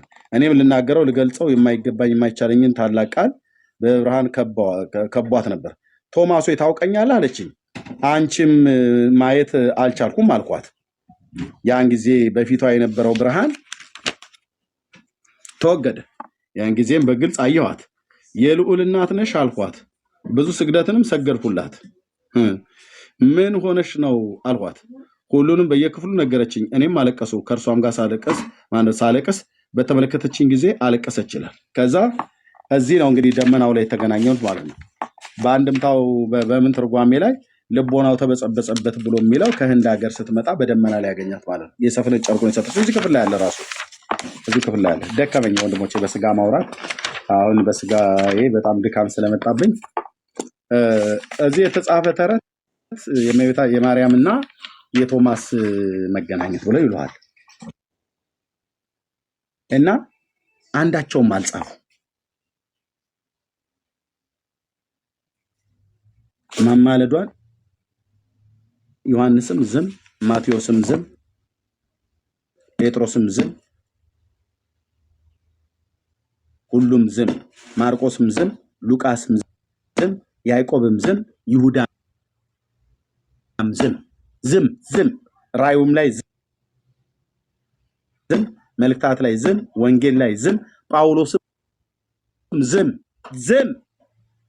ጠላታችሁ ዝም ይበል ዝም አሉ። ማርያም ታማልዳለች፣ አረጋለች፣ ተነስታለች፣ ወጥታለች፣ ተቀምጣለች ብሎ የሚል ነቲንግ የለም።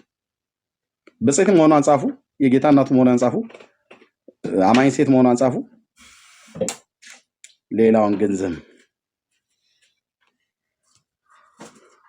ጴንጤው ማርያም ታማልዳለች ተብሎ መጽሐፍ ቅዱስ ላይ ስላልተገኘ ዝም አለ። ኦርቶዶክስን ታማልዳለች ተብሎ ባይጻፍም እኛ ግን እንላታለን ብለው ያልተጻፈ ይሉላታል።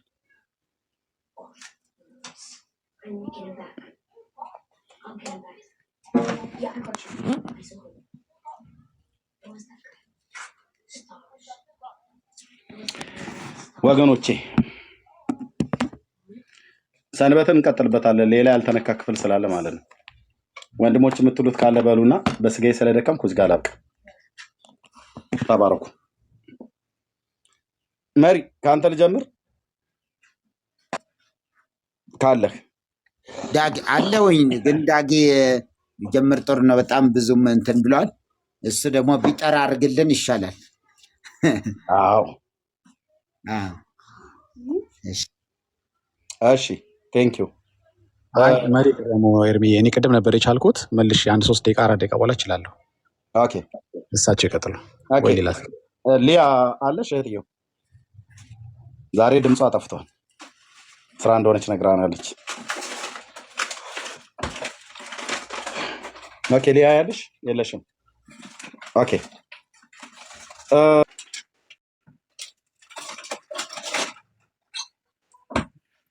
ኤርሚያስ እንዴት ናችሁ? ደህና ነን፣ ጌታ ይባረክ። አንተ እንዴት ነህ? እግዚአብሔር ይመስገን። አሁን እኮ ያየሁት ነበር እና ያነበብክልን ደርሷል። ምንድን ነው ችግሩ? ችግሩ ማርያም ተነስታለች ወይ ነከሙታል? አይ አሁን ለምሳሌ አላዛርን ያስነሳው ጌታ እንዴት መነሳቱን ካደ ነው እንጂ የሚለው እኮ አላዛርን ካየው ካልዳሰስኩ አላምነውም አለ አይልም። ኦኬ ኦኬ። እንግዲህ ስለ ደከሜ በስተት አንብብ ይሆናል። ችግር የለውም። አላዛርን ያስነሳ ጌታ ነው ያስነሳ ብሎ ካለ ኦኬ፣ እንደዛ ሊሆን ይችላል። እሺ፣ እኔ ዋናው ትልቁ እሱ አይደለም። ትልቁ ማርያም ከሙታን ተነስታለች ወይ?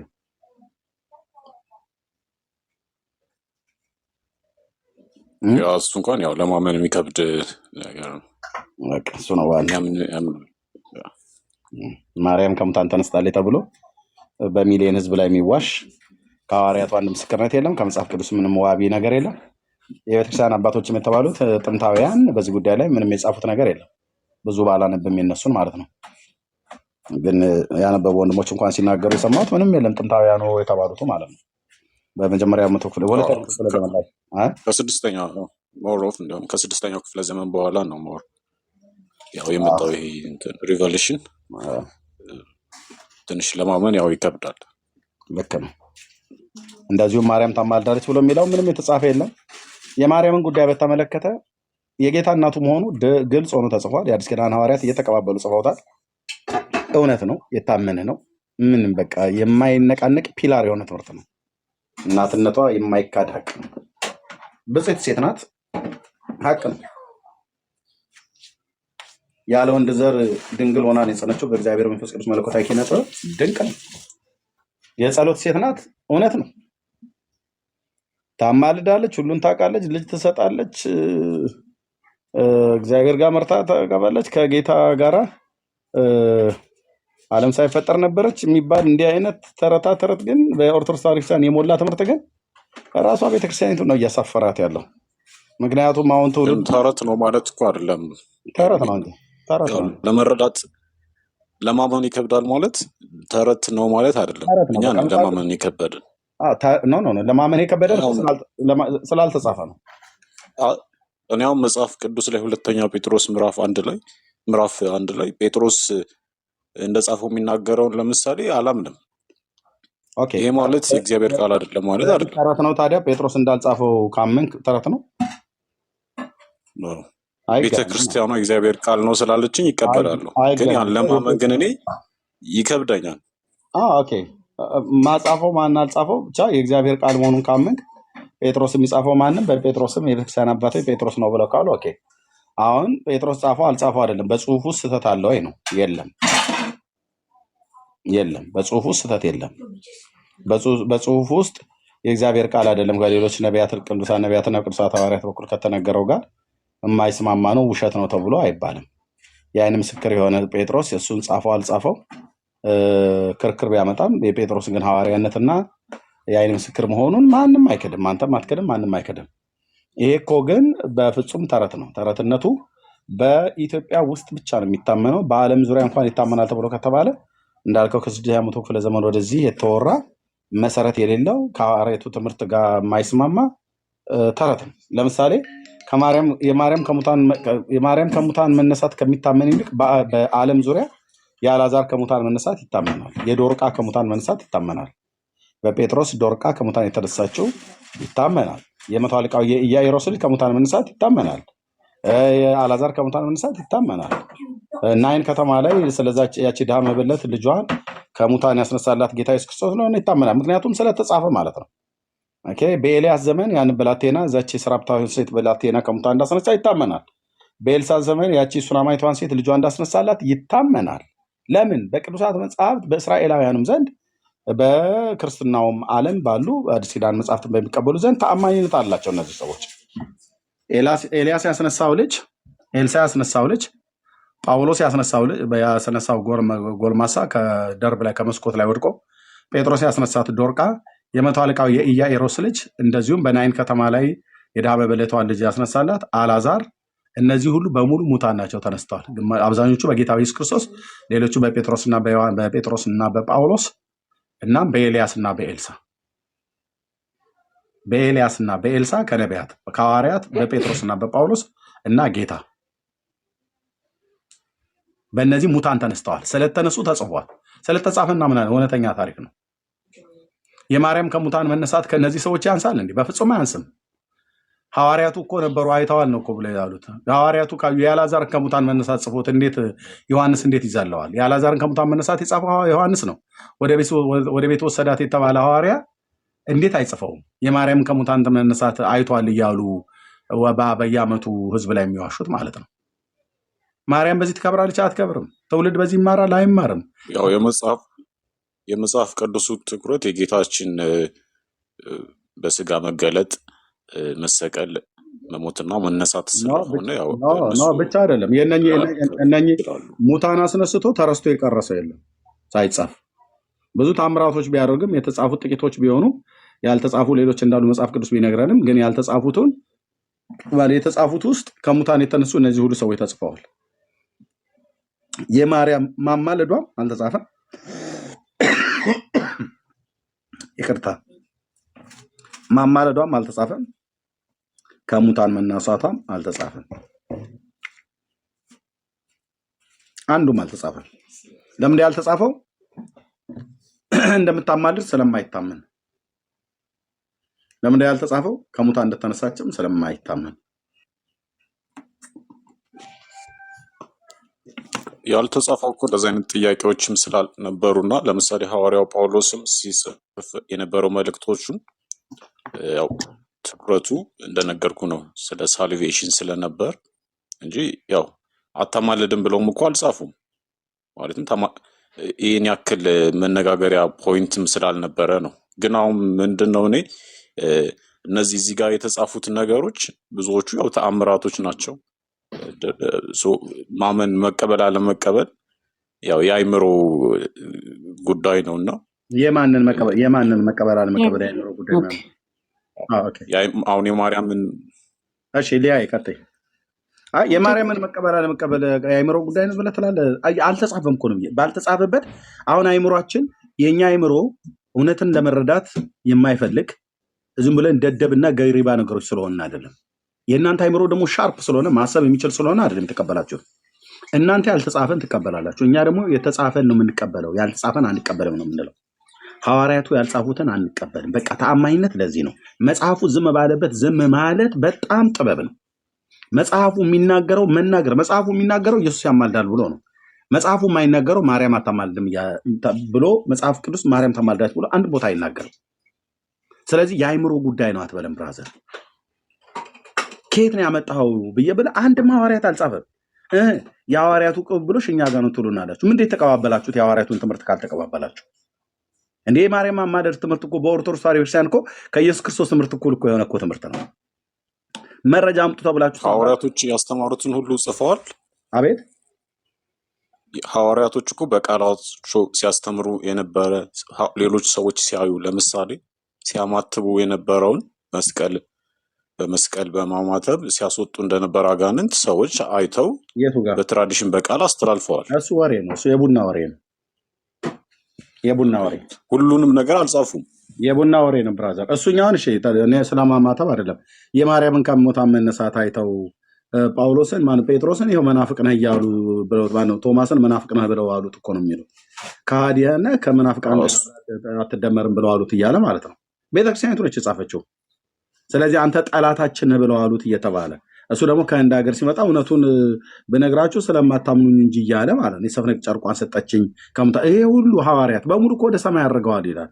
ነሐሴ 16 ቀን እኮ በሙሉ ወደ ሰማይ ሄደው በሰማይ ስርዓተ ቅዳሴ ተደርጎ እስጢፋኖስ ዲያቆን ሆኖ ጌታ ገባሬ ሰናይ ቄስ ሆኖ አሐዱ አብ ቅዱስ ብሎ እስጢፋኖስ ደግሞ ተንሶ ለጸሎት ብሎ እዛ የማርያምን ስጋ እንደ ታቦት አድርጎ ቅዱስ ቁርባን ሰጥቷቸው በልተው ማለት ነው በሰማይ ያሉ ሁሉ።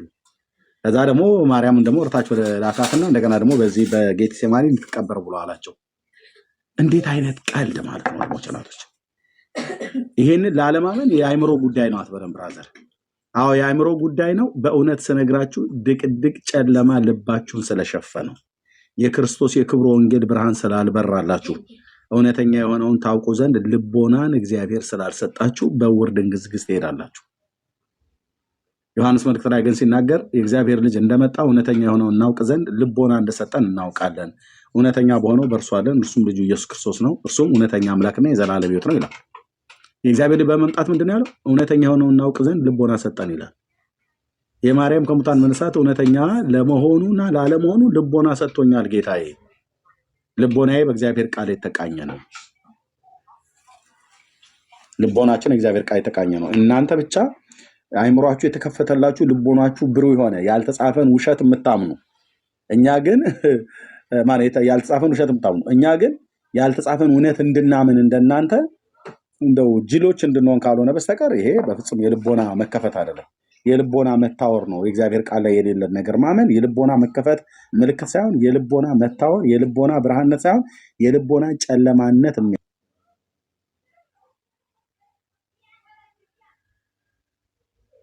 የሚያሳይ ነው።